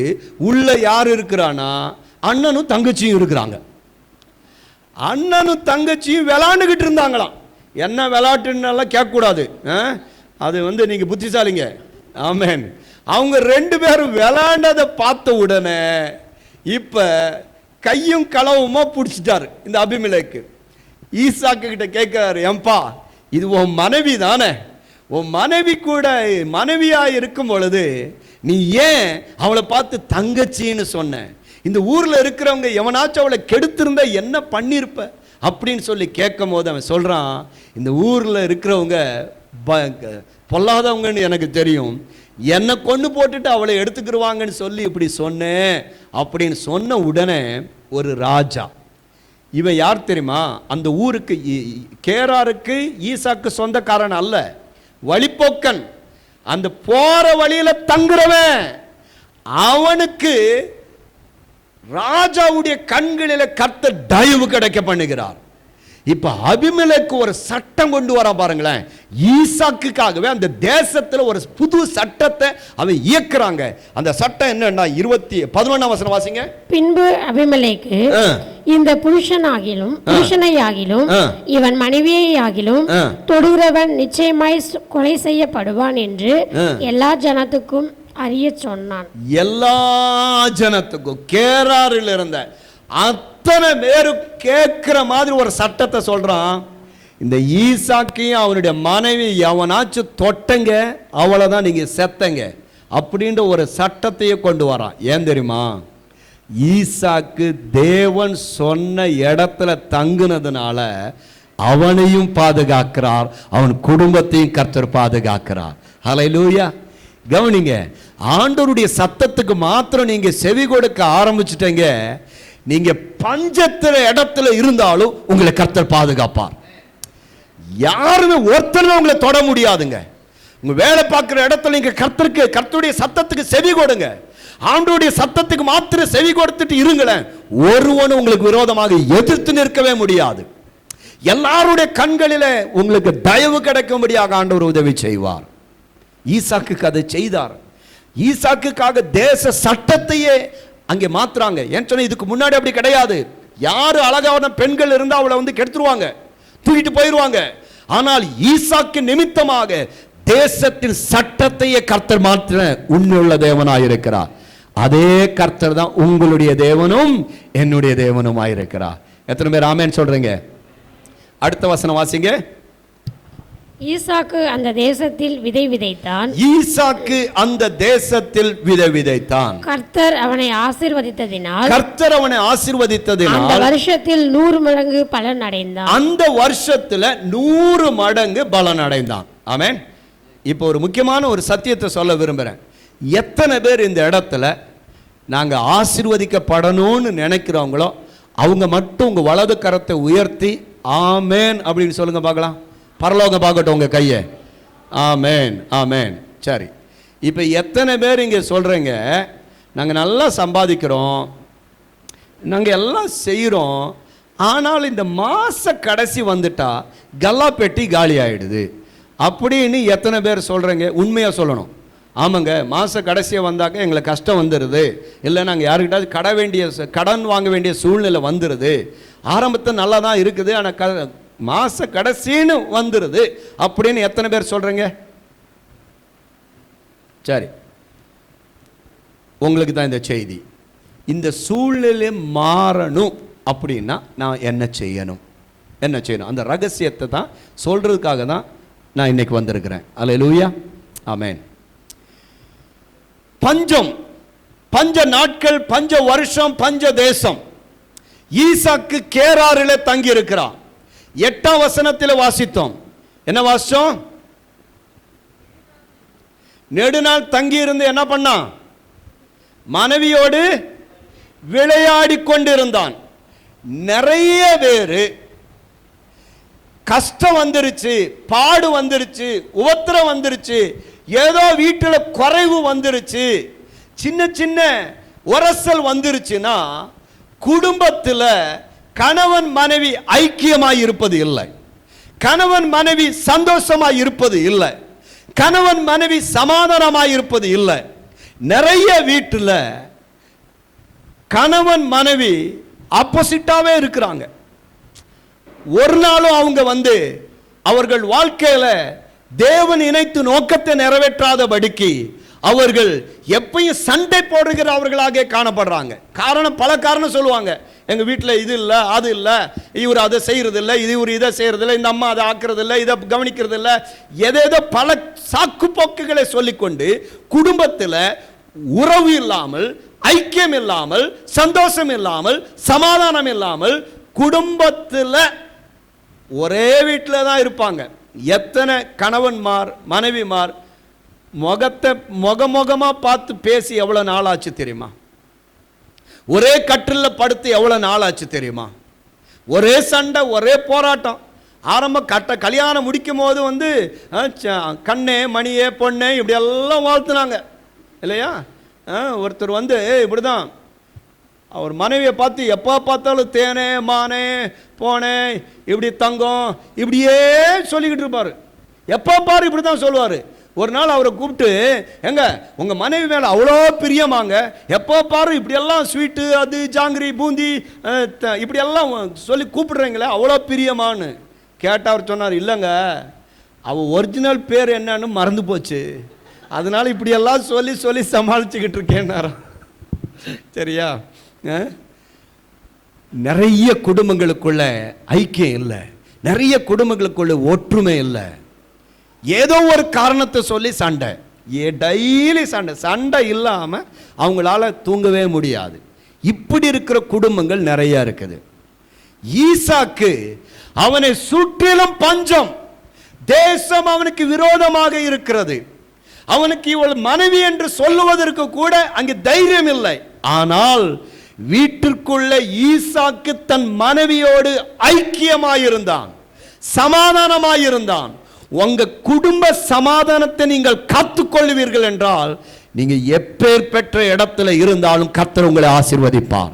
நீங்க என்ன வேலை செய்தாலும் கர்த்தர் உங்களை பலுகி பெருக செய்வார், உங்களை விருத்தியாக்குவார், உங்களை இடம் கொள்ளாமல் போக மட்டும் ஆசீர்வதிப்பார்.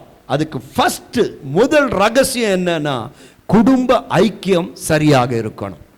நீங்க தயவு செய்து உங்க குடும்பத்தை சரி பண்ணுங்க. உங்க குடும்பத்தை சரி பண்ணாம மற்றதெல்லாம் சரியாகணும்னு நினைக்காதீங்க.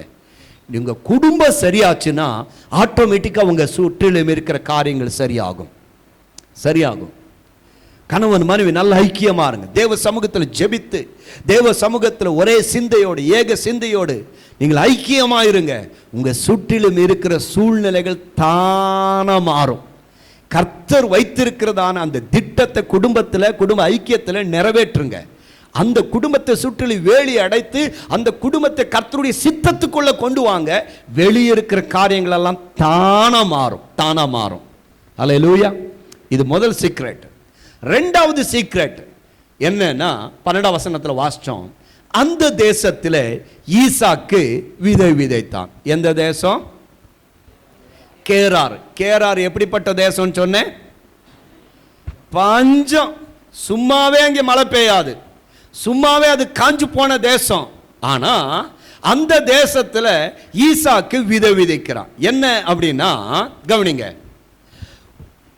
பல நாட்கள் மழை இல்லை, பல நாட்கள் தண்ணி இல்லை, பூமியெல்லாம் காய்ந்து வெடிப்பு விட்டு காஞ்சு போய் இருக்குது.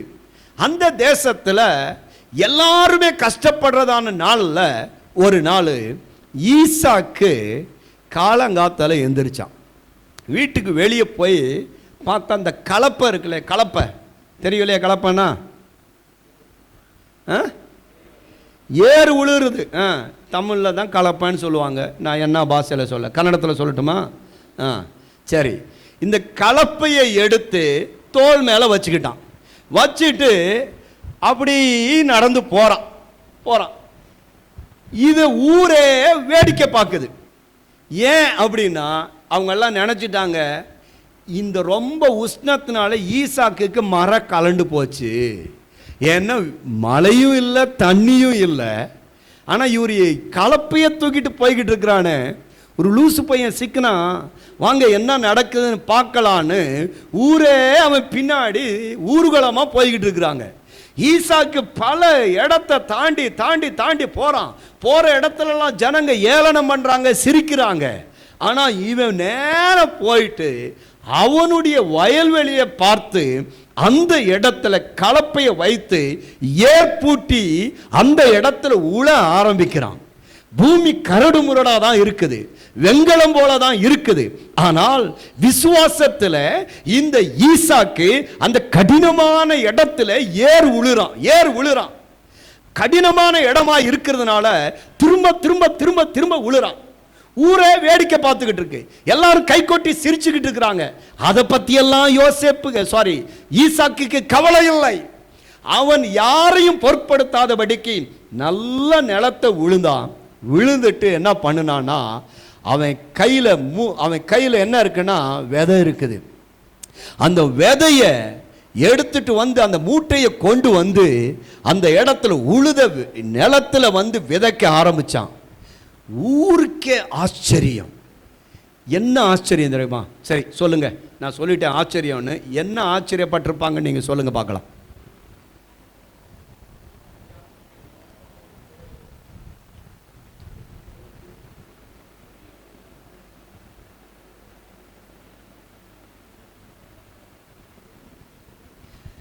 ஊரே ஆச்சரியப்பட்டது. எதற்கு?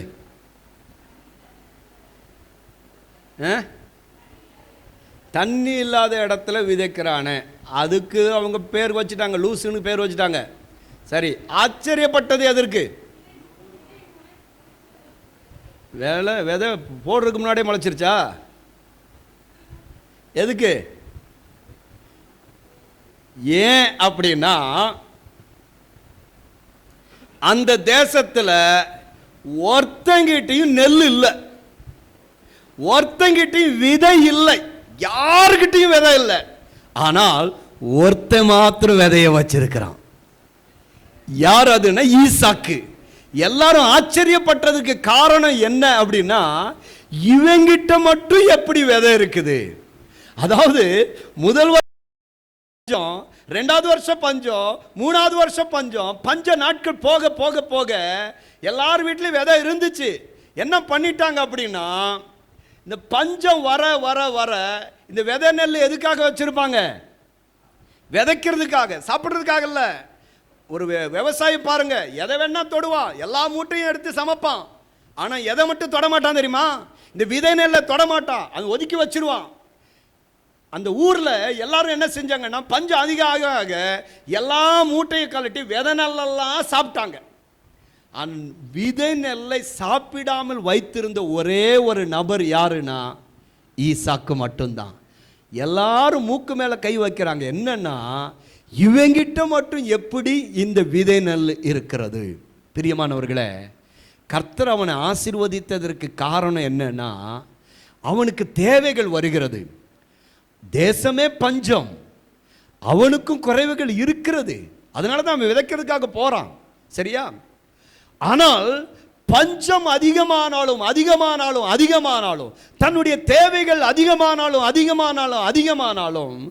அந்த விதைக்காக எடுத்து வச்சிருந்த அந்த விதையை ஒரு நாளும் அவன் சாப்பிடவே இல்லை. அவன் அதை எங்க விதைக்கணுமோ அதை விதைக்கிறதுல உண்மையாயிருந்தான். ஹல்லேலூயா.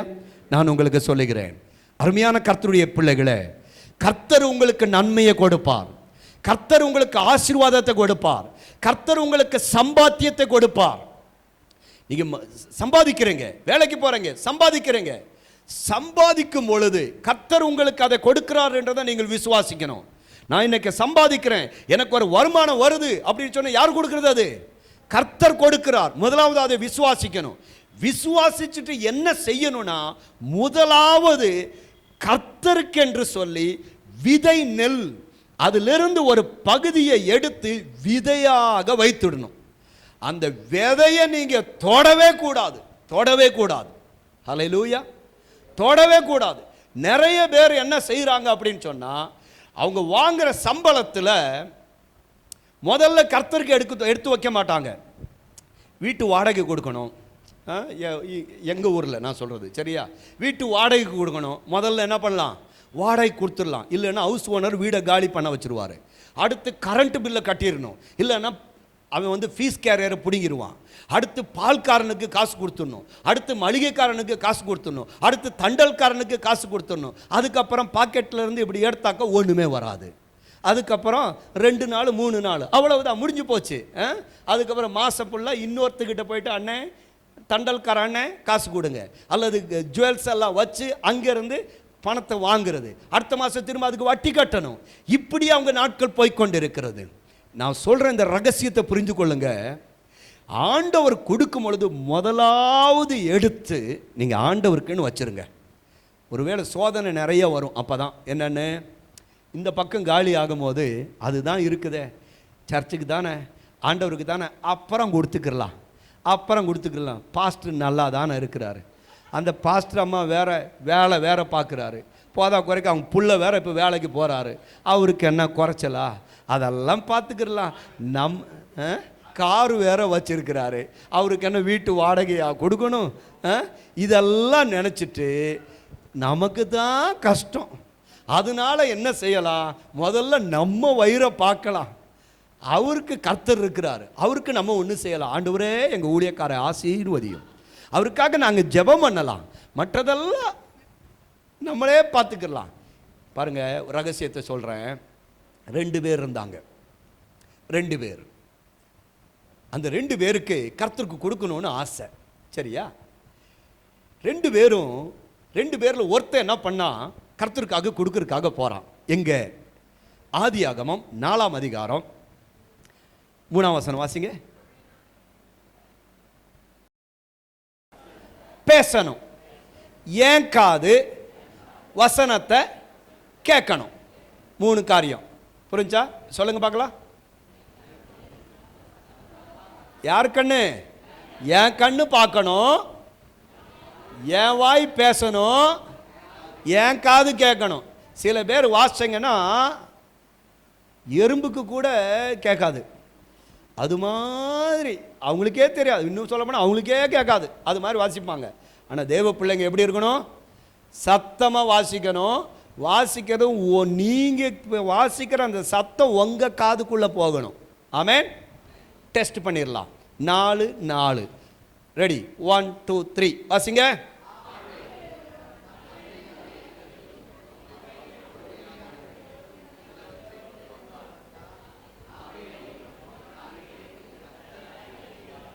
Okay, good.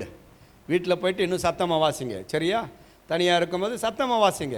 யாருக்கும், சில பேருக்கு பைபிள் வாசிக்கிறவங்கள வெக்கம், பைபிளை மூடி வாசிப்பாங்க, யாருக்கும் தெரியாமல் வாசிப்பாங்க, இப்படியெல்லாம் இருக்கிறாங்க.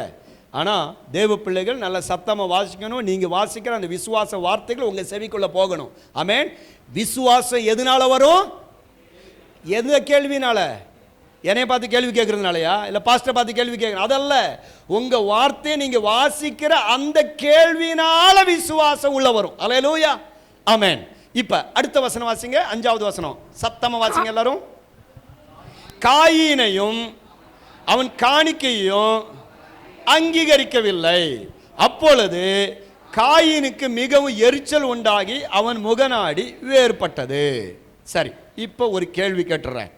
நான் ஏன் கேள்வி கேட்குறேன்னா 2 காரணத்தினால. ஒன்று, எல்லாம் எனக்கு தெரியும் அப்படின்றதுனால அல்ல. எனக்கு ஒன்றும் தெரியாது, என்ன மாதிரி மக்கள் யாரும் கிடையாது. சரியா? ஸ்கூலில் 10th படிக்கும் போது இந்த ஹிந்தி எக்ஸாம், அந்த எக்ஸாமில் எழுதிக்கிட்டு இருக்கிறேன். 1வது கொஸ்டின்லேயே 1.5 மணி நேரம் உட்காந்துருந்தேன். அப்போ எங்கள் வாத்தியார் வந்து என் பக்கத்தில் வந்துட்டு சொன்னார், டேய் 10 வருஷம் ஆனாலும் இந்த 10ஆம் கிளாஸை நீ பாஸே பண்ண மாட்டேன், நீ மக்குன்னு சொன்னார். அன்னைக்கு எனக்கு ஒரு வேதனை உண்டாச்சு பாருங்களேன். அது நடந்து வந்து கிட்டத்தட்ட ஒரு எத்தனை 35 வருஷம் ஆச்சுன்னு வச்சுக்கோங்களேன். இன்றைக்கும் அந்த வேதனை இருக்கிறதுனால தான் இப்போ கொட்டிக்கிட்டு இருக்கிறேன். சரியா? எப்போ சொன்னது? 35 வருஷத்துக்கு முன்னாடி நீ மக்கு, நீ பாஸே ஆக மாட்டேன், நீ தேரவே மாட்டேன்னாரு. ஆனால் வைராக்கியமாக இருந்தேன். அந்த வருஷத்தில் எக்ஸாம் எழுதும் போது ஸ்கூலில் ஒரு போர்டு இருக்கும். அந்த போர்டில் வந்து யாரெல்லாம் டாப் ரேங்க்கில் வர்றாங்களோ அவங்க பேர் அந்த போர்டில் எழுதுவாங்க. இந்த மாஸ்டரு இதை சொன்ன உடனே எனக்குள்ள சுருன்னு ஏறிச்சு பாருங்க. கோபம் இல்லை, வைராக்கியம். படிக்க ஆரம்பித்தேன். ஆண்டவர் அப்போ வந்து ஆண்டவரை பற்றி, ஆண்டவரெல்லாம் எனக்கு தெரியாது. ஆனால் குடும்பம் வந்து கிறிஸ்டியன் குடும்பம் தான். சரியா? ஆனால் எனக்குள்ளே ஒரு வைராக்கியம் வந்துச்சு. என்னன்னா, என் பேர் அங்கே வரணும். சும்மா போகும்போது அந்த யாரோ பேர் எழுதியிருக்கும், முன்னாடி வருஷத்தினுடைய பேரெல்லாம். அந்த ஆஃபீஸ் ரூம் பக்கம் போகும்போதெல்லாம் அதை பார்த்துட்டு போவேன். பார்த்துட்டு அங்கே என் பேர் மேலே எழுதியிருக்கிற மாதிரி கற்பனை எல்லாம் பண்ணிக்கிட்டு இருந்தேன். ஆனால் அந்த வருஷம் எக்ஸாம் எல்லாம் முடிஞ்ச பிறகு என் பேர் அந்த போர்டில் எழுதப்பட்டுச்சு. அந்த வைராக்கியம். சரியா? அப்படி மக்கு தாங்க நான். ஆனால் கர்த்தரை தெரிந்து கொண்ட பிறகு கர்த்தர் என் வாழ்க்கையை அப்படி மாற்றினார். ஆமென், பிரைஸ் தி லார்ட். அதனால தான் நான் வந்து உங்ககிட்ட கேள்வி கேட்டுக்கிட்டு இருக்கிறேன். ஒன்று, எனக்கு எல்லாம் தெரியுன்றதுக்காக இல்லை, நீங்கள் என்ன பண்ணணும், சிந்திக்கணும் அப்படின்றதுக்காக. 2வது, நான் வந்து வாத்தியார், மக்கு மாத்தியார். பாருங்களேன், பார்த்துருக்கீங்களா இந்த உலகத்தில் எங்கேனாச்சும்? அன்னைக்கு வாத்தியார் என்ன மக்குன்னாரு. இன்னைக்கு அவரே உட்கார வச்சு நான் பாடம் எடுப்பேன். சரியா? அது வேற விஷயம். ஓகே, என்ன கேள்வினா, காயினும் காணிக்கை கொண்டு வந்தான், ஆபேலும் காணிக்கை கொண்டு வந்தான். கர்த்தர் ஆபேலுடைய காணிக்கையை அங்கீகரித்தார், காயினுடைய காணிக்கை அங்கீகரிக்கல. ஏன்? என்னது? மன விருப்பத்தோடு அவன் கொடுக்கல அப்படின்னு எழுதியிருக்கா? இல்லை. சொல்லுங்க, ஏன்யா? என்னம்மா புரியல? சத்தமா சொல்லுங்க. சிறந்ததை கொடுக்கணும். இந்த காயின் வந்து அவன் கத்திரிக்காய் செடியில் அழுகி போனது, அங்கே வெண்டைக்காய் வந்து கெட்டு போனது, மாம்பழத்தில் புழு வந்தது, இதெல்லாம் பறிச்சுட்டு வந்து இந்த கர்த்தாவே அப்படின்னு கொடுத்தான். அப்படியா? எங்க ஆண்டவர் கொடுக்கும்போது, சர்ச்சுக்கு கொடுத்தேன்னு நீங்கள் என்ன கொடுப்பீங்க? எதை கொடுப்பீங்க சொல்லுங்க? நல்லதானே கொடுப்பீங்க. அப்போ உங்களை விட காயின் மோசமானவருன்றீங்களா? சொல்லுங்க. ஏன் இவர் தான் அங்கீகரித்தார், இவர் தான் அங்கீகரிக்கல? நான் கேள்வி கேட்டுக்கிட்டு இருந்தால் சாயங்காலம் கூட்டமும் அப்படி தொடர்ந்துரும் இல்லையா? அதனால முடிச்சுக்கிறேன். 2ஆம் வசனம் வாசிங்க. பின்பு அவனுடைய சகோதரனாகிய ஆபேலை பெற்றான். ஆபேல் ஆடுகளை மேய்க்கிறவனானான். காயின் நிலத்தை பயிரிடுகிறவனானான். 3ஆம் வசனம். சில நாள் சென்ற பின்பு. என்னது? சில நாள் சென்ற பின்பு. எல்லாரும் சொல்லுங்க. சில நாள் சென்ற பின்பு. சத்தமா சொல்லுங்க. வாசிங்க இப்ப. காயின் நிலத்தின் கனிகளை கர்த்தருக்கு காணிக்கையாக கொண்டு வந்தான். ஆமென். என்ன நடக்குதுன்னா, இந்த காயின் வந்து போயிட்டு அறுவடை செய்கிறான். அறுவடை செஞ்சு எல்லாத்தையும் கொண்டு வந்து கோடவுனில் வைக்கிறான். எல்லாம் சேர்த்து வைக்கிறான். எல்லா காய்கறி, எல்லா பழ வகைகள் எல்லாவற்றையும் அவன் கோடவுனில் சேர்த்து வைக்கிறான். சேர்த்து வச்சுட்டு வசனம் சொல்லுது, சில நாள் சென்ற பின்பு. அப்படின்னா அவனுக்கு தேவையானதெல்லாம் அவன் சாப்பிட்டுட்டு அவன் சொந்தக்காரங்களுக்கு தேவையானதெல்லாம் கொடுத்துட்டு, அங்கே சொந்தக்காரர் இருந்தாங்களான்னு கேட்கக்கூடாது. சரியா? நான் இப்போ இருக்கிற காயினோடு ஒப்பிட்டு சொல்கிறேன். அதாவது பறிச்சிட்டு வந்த உடனே அவங்களுக்கு கொடு, இவங்களுக்கு கொடு, அதுக்கு கொடு, இதுக்கு கொடு, வாடகைக்கு கொடு, பால்காரனுக்கு கொடு, கடன்காரனுக்கு கொடு, எல்லாருக்கும் கொடுத்துட்டு மிச்சம் இருக்கிறத கொண்டு வந்து, ஐயா தோத்துறோம், கர்த்தர் என்னை ஆசீர்வதித்தார் ஐயா அப்படின்ட்டு நீங்கள் கொடுக்குறீங்க இல்லையா, அந்த காணிக்கையை கர்த்தர் அங்கீகரிக்க மாட்டார். காயின் கொடுத்தான், அவன் கெட்டு போனதை கொடுக்கல, நல்லது தான் கொடுத்தான், மனசு கஷ்டப்பட்டு கொடுக்கல, அவன் சந்தோஷமா தான் கொடுத்தான். ஆனா எப்ப கொடுத்தானா, லேட்டா கொடுத்தான். கர்த்தர் கொடுத்த உடனே, அதுக்காக சம்பளம் வாங்கிட்டு நேரம் இங்கே ஓடி வந்துடணும் அப்படின்னு கேட்குறீங்களா? இல்லை, கர்த்தர் கொடுத்த உடனே என்ன கொடுத்தாலும் அதில் எடுத்து வச்சிருங்க. ஆமென். நிறைய பேர் இருக்கிறாங்க, சம்பளத்தில் மட்டும்தான் தசம பாகம், அவங்களுக்கு வேற அதெல்லாம் தெரியாது. சில நேரத்தில் உங்களுக்கு இன்க்ரிமெண்ட் வரும், உங்களுக்கு பிஎஃப் பணம் வரும், அல்லது வேற ஏதோ அரியர்ஸ் வரும். எது வந்தாலும் அதில் எல்லாவற்றிலும் கர்த்தருக்காக எடுத்து வைக்க தெரியணும். ஆமென். இந்த காயினுக்கு அது தெரியலை. அவர் என்ன பண்ணுறாருன்னா, எல்லாம் கோடவுனில் சேர்த்து வச்சுட்டு சில நாள், அந்த சில நாள்ன்றது ஒரு வாரமா, ஒரு மாசமா, ஒரு வருஷமா தெரியலை. பட் அவன் சில நாள் சென்ற பின்பு தான் கர்த்தருக்கு கொண்டு வந்தான். ஆனால் ஆபேல் அப்படி அல்ல. ஒரு ஆடு வளர்க்கும் பொழுது அப்பொழுதே தீர்மானம் பண்ணுகிறான், இந்த ஆடு குட்டி போடும் என்றால் அந்த குட்டியை நான் கர்த்தருக்காக கொடுக்க போகிறேன். ஆடு குட்டி போடுறதுக்கு முன்பாகவே கர்த்தருக்கு கொடுக்கிறத அவன் தீர்மானித்தவன் தான் ஆபேல். அல்லேலூயா. ஆமென். வேலையில் உயர்வு வேணுமா, வேலையில் சம்பளம் இன்க்ரிமெண்ட் ஆகணுமா, சீக்ரெட் இதுதான். நீங்கள் என்ன பண்ணுங்க தெரியுமா, ஆண்டவரே எனக்கு வேலையில் இன்க்ரிமெண்ட் நீங்கள் கொடுப்பீங்கன்னா நான் உமக்காக கொடுப்பேன். முன்னாடியே சொல்லுங்க. இன்க்ரிமெண்ட் வராது, வர்றதுக்கு முன்னாடியே சொல்லுங்க. ப்ரமோஷன் வரல, வர்றதுக்கு முன்னாடியே சொல்லுங்க, ஆண்டவரே நான் அடுத்த ஸ்டேஜுக்கு போகும்போது உமக்கு நான் முதலாவது கொடுப்பேன். ஆண்டவரே வர்றதுக்கு முன்பாகவே கன்ஃபஸ் பண்ணுங்க. ஆண்டவருடைய சமூகத்தில் நீங்கள் அறிக்கை செய்யுங்கள்.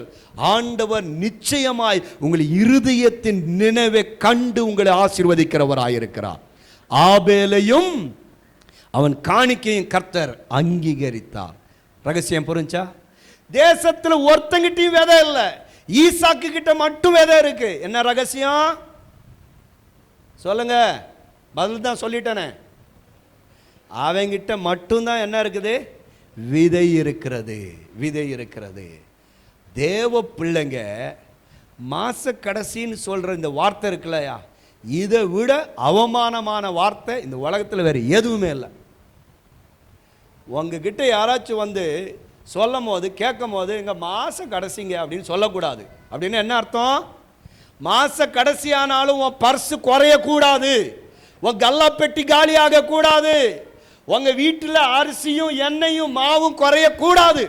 எங்கள் வீட்டில் அடிக்கடி நான் சொல்லுவேன், இவங்க வந்து காலி ஆயிடுச்சுன்னு சொல்ற வார்த்தை எனக்கு பிடிக்காது, இது இல்லைன்னு சொல்ற வார்த்தை பிடிக்காது. அதுக்காக சொல்லுவேன் என்னன்னா, காலி ஆகிறதுக்கு முன்னாடி என்ன பண்ணணும்? அந்த இடத்தை திரும்ப ரீஃபில் பண்ணணும். ஹல்லேலூயா. ஏன்னா கர்த்தர் நம்மளை அந்த ஸ்தானத்தில் தான் வச்சிருக்கிறார், அப்படித்தான் நம்ம அழைத்திருக்கிறார். ஈசாக்கு அந்த தேசத்தில் விதைத்தான். பாருங்க, கேராரில் பொதுவாக விதைச்சா மழை சாதாரண நாட்களில் விதைக்கும் போது அங்கே விளைச்சல் எவ்வளோ வரும்னு சொன்னால் 70% வரும். எத்தனை சதவீதம்? 70%. 70% தான் அங்கே விளைச்சலே உண்டாகும். ஆனால் பஞ்ச காலத்தில் ஈசாக்கு விதைக்கும் போது அவனுடைய ஆசீர்வாதத்தை கர்த்தர் எத்தனை மடங்கு கொடுத்தார் தெரியுமா? 100 மடங்கு. 100 மடங்குன்றது என்னன்னா 100% அல்ல, 100 folds. எத்தனை பேருக்கு புரிஞ்சுது? மடங்கு அப்படின்னு சொன்னா 100 × 100 பெருக்குனா எவ்வளோ வரும்? 100 × 100 பெருக்குனா எவ்வளோ வரும்? 10,000.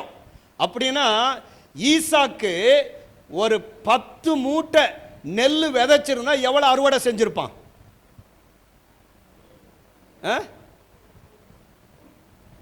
வீட்டில் போய் கணக்கு போட்டுக்கிறீங்களா? சரி, பசி எடுக்குது இல்லையா, வீட்டில் போய் கணக்கு போட்டுக்கோங்க. அதாவது அவன் விதைச்சது என்னமோ 1, முளைச்சது என்னமோ 100.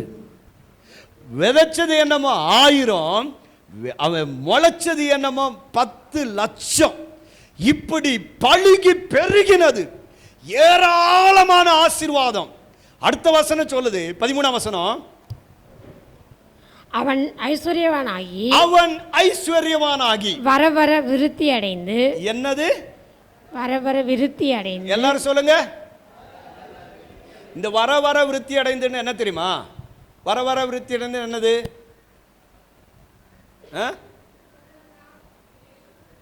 என்னய்யா?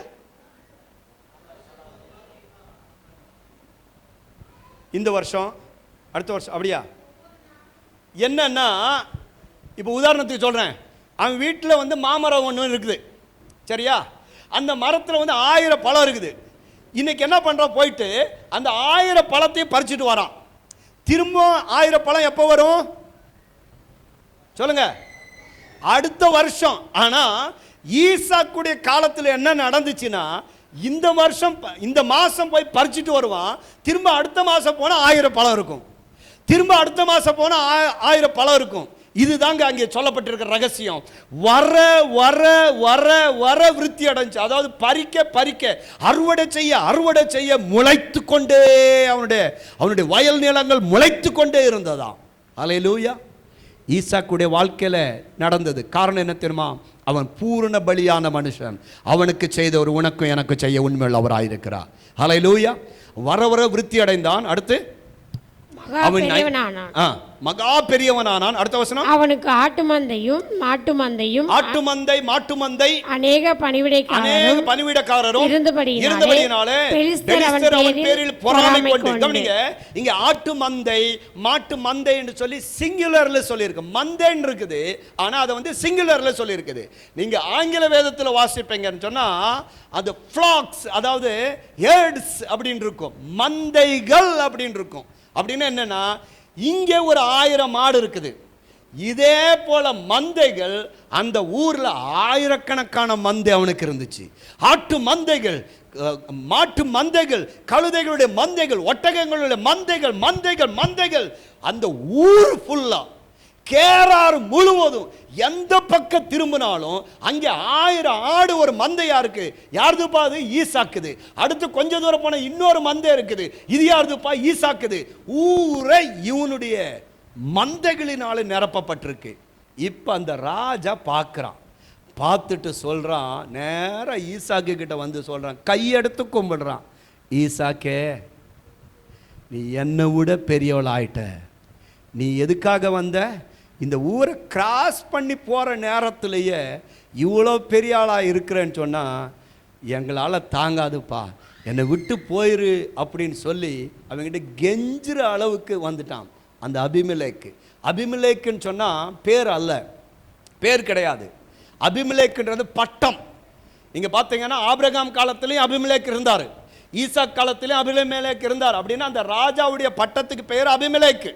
அதாவது பார்வோன் அப்படின்னு சொன்னா பார்வோன், அந்த பார்வோன் என்ற பட்டம், சரியா? ஏரோது பேர் அல்ல, பட்டம். அது மாதிரி இந்த அபிமெலேக்கு ஈசாக் ஆபிரகாம் காலத்தில் இருந்தார், ஈசாக் காலத்தில் இருந்தார். இப்போ ஈசாக்கு காலத்தில் இருக்கிறதான அபிமெலேக் என்கிற ராஜா ஈசாக்கு கிட்ட வந்து கேட்கிறாரு, ஐயா நீர் எங்களை விட்டு போய்விடு, எங்களை பார்க்கல மிகவும் பலத்தவனானான். யார் சொன்னது தெரியுமா? அந்த தேசத்தினுடைய ராஜா. பிரியமானவர்களே, நீங்கள் கர்த்தருக்கு உண்மை உள்ளவர்களாயிருந்தால், கர்த்தர் சொல்லுகிற வார்த்தையின்படியே நீங்கள் நிலைத்திருந்தால், நீங்கள் இருக்கிற இடத்துல உங்களை சுற்றிலும் இருக்கிறவர்கள் உங்களை கண்டு பொறாமை கொள்ளும் அளவிற்கு கர்த்தர் உங்கள் வாழ்க்கையை மாற்றுவார். ஈசாக்குக்கு நடக்கும் என்றால் இது யாருக்கும் நடக்கும்? எங்களுக்கும் நடக்கும். ஆமேன். கடைசியாக நீங்கள் வீட்டில் போய் வாசிச்சுக்கோங்க. நம்ம வாசித்தோம், ஈசாக்கினிடத்தில் மறுபடியும் ஜனங்கள் வராங்க, வந்துட்டு சொன்னாங்க, ஈசாக்கே, நிச்சயமாய் கர்த்தர் உம்மோடு கூட இருக்கிறார் என்று கண்டோம். ஏன் கண்டோம் என்று சொன்னாங்க தெரியுமா? ஈசாக்குடைய அப்பா காலத்தில் நிறைய கிணறு, துறவுகள் தோண்டி இருந்தாங்க. அந்த துறவுகள் எல்லாம் மண்ணினாலே சத்துருக்கள் தூர்த்து போட்டார்கள். இப்போ எதுலேயும் தண்ணி கிடையாது. ஆனால் ஈசாக்கு இப்பொழுது ஒவ்வொரு துறவாக தோண்டினான். அதாவது பொதுவா அந்த கிணறு தூர்த்து போட்ட கிணறை தோண்டினா தண்ணி வராது. ஆனால் ஈசாக்கு எந்தெந்த கிணறெல்லாம் அப்பா காலத்தில் இருந்த கிணறெல்லாம் சத்துருக்கள் மூடி போட்டதே அவன் மண்ணெல்லாம் எடுத்தானோ அந்த கிணறுலாம் தண்ணி மேலே மேலே மேலே மேலே மேலே வர ஆரம்பிச்சிச்சு. முதல் கிணறு தோண்டினா அதுக்கு அந்த கிணறுக்கு தண்ணி நிரம்பின உடனே சத்துருக்கள் ஓடி வந்தாங்க. ஓடி வந்து இது எங்களுடையது அப்படின்னாங்க. அதை விட்டுட்டு போயிட்டான். அடுத்து இன்னொன்று தோன்றான். அந்த இடத்துக்கும் தண்ணி மேலே வந்த உடனே இது எங்களுடையது அப்படின்னாங்க. அந்த இடத்துக்கு ஒரு பேர் வச்சுட்டு இன்னொரு இடத்துக்கு போனா அந்த இடத்துல தண்ணி வந்த பொழுது சத்துருக்கள் வரல. காரணம் என்னன்னா முதல் கிணறுக்கு ஒரு பேர் வச்சான். என்ன பேர் சொல்லுங்க பார்க்கலாம்? ஏசேக்கு அப்படின்னு பேர் வச்சான். ஏசேக்கு அப்படின்னா சண்டை, வாக்குவாதம்னு அர்த்தம். ஒரு கிணறு தோண்டி அதுக்கு என்ன பேர் வைக்கிறான்? அவங்க அப்பா வச்ச பேரை வச்சாராம். என்ன பேர் வச்சாரு? ஏசேக்கு, சண்டை. நம்ம பாஷையில் சொன்னா அந்த கிணறுக்கு பேர் என்னது? சண்டை. சில பேர் நமக்கு பேர் வச்சிருப்போமே இல்லையா? என்னன்னு அதோ வரா பாரு. யாரவ? பாருங்களேன், நான் சொல்லல, நீங்க தான். சரி, இது மாதிரி அப்பா வச்ச பேரையே இவர் வச்சுட்டாரு. அடுத்து ஒரு கிணறு, அந்த பேருக்கு என்ன பேர் வச்சாரு தெரியுமா? சித்னா. சித்னா ஹீப்ரு வார்த்தை ஷின் டெத் நுன் சோஃபித். இந்த வார்த்தை என்ன சொல்லுதுன்னா சித்னா அப்படின்னு சொன்னா, மைக்கை நான் எப்படி பிடிக்கணும்? சித்துனா அப்படின்னு சொன்ன பாரு, மைக்கை பிடிக்கிற கூட ட்ரைனிங் தேவைப்பா. சித்துனா அப்படின்னு சொன்ன வேற ஒன்றும் கிடையாது, சாத்தான்னு அர்த்தம். சாத்தானுக்கும் சித்துனாக்கும் ஒரே ஸ்பெல்லிங் தான். ரெண்டாவது கிணறுக்கு என்ன பேர் வச்சான்? சாத்தான் அப்படின்னு பேர் வச்சான். இப்போ பார்த்துக்கிட்டு இருக்கிறான், எந்த பேர் வச்சாலும் ஆடுங்க வந்து அதை தூர்த்து போட்டுடுறாங்க. மூணாவது ஒரு பேர் வச்சான். என்ன பேர் தெரியுமா? ரெகபோத். கர்த்தருடைய நாமத்தை இப்பொழுது வைக்கிறான். என்னை விசாலமாக்குகிற கர்த்தர், என்னை பழுகி பெருக செய்கிற கர்த்தர்ன்னு சொல்லி பேர் வச்ச உடனே அந்த இடத்திற்கு சத்துருக்கள் வரல. ஆமென். கவனிங்க, இப்போ ஒரு ரகசியத்தை சொல்றேன். இந்த இடத்துல நிறைய சேர்ஸ் காலியா இருக்குது, நிறைய இந்த பாயெல்லாம் காலியா இருக்குது. இந்த இடத்திற்கு ஒரு ஆள் வரணும். இந்த இடத்துல இருந்த நபர் தூர்த்து போடப்பட்டிருக்கிறார். அந்த இடத்துல அமர்ந்திருந்த நபர் இப்பொழுது இல்லை. அந்த சேர்ல இருந்த நபர் இப்பொழுது இல்லை. அவர் தூர்த்து போடப்பட்டிருக்கிறார். ஆனால் இப்பொழுது நீங்கள் நான் ஒன்று செய்ய போறோம். ஈசாக்கு செய்தது போல அங்கே மூடி போட்டிருக்கிற மண்ணை நாம் எடுக்க போறோம். அந்த இடத்துக்கு ஒரு நபர் வருவார். இந்த இடத்துல ஒரு ஆத்துமா வருவார். அந்த இடத்துல ஒரு ஆத்துமா வருவார். அந்த இடத்துல ஒரு ஆத்துமா வருவார். இந்த ஆலயம் ஆத்துமாக்களினால நிரப்பப்படும். ஹல்லேலூயா. அதற்காக தான் கர்த்தர் இந்த நாட்களில் இந்த கூட்டங்களை நடத்தி கொண்டிருக்கிறார். ஐயா பேர் வச்சிருக்கிறார். இந்த கூட்டத்துக்கு என்ன பேரு? 3 நாள் கூட்டத்துக்கு என்ன பேர் வச்சாரு? சொல்லுங்களேன். எழுப்புதலின் கூட்டம். எழுப்புதல்னா ஏதாச்சும் ஒன்று நடக்கணும். ஹல்லேலூயா.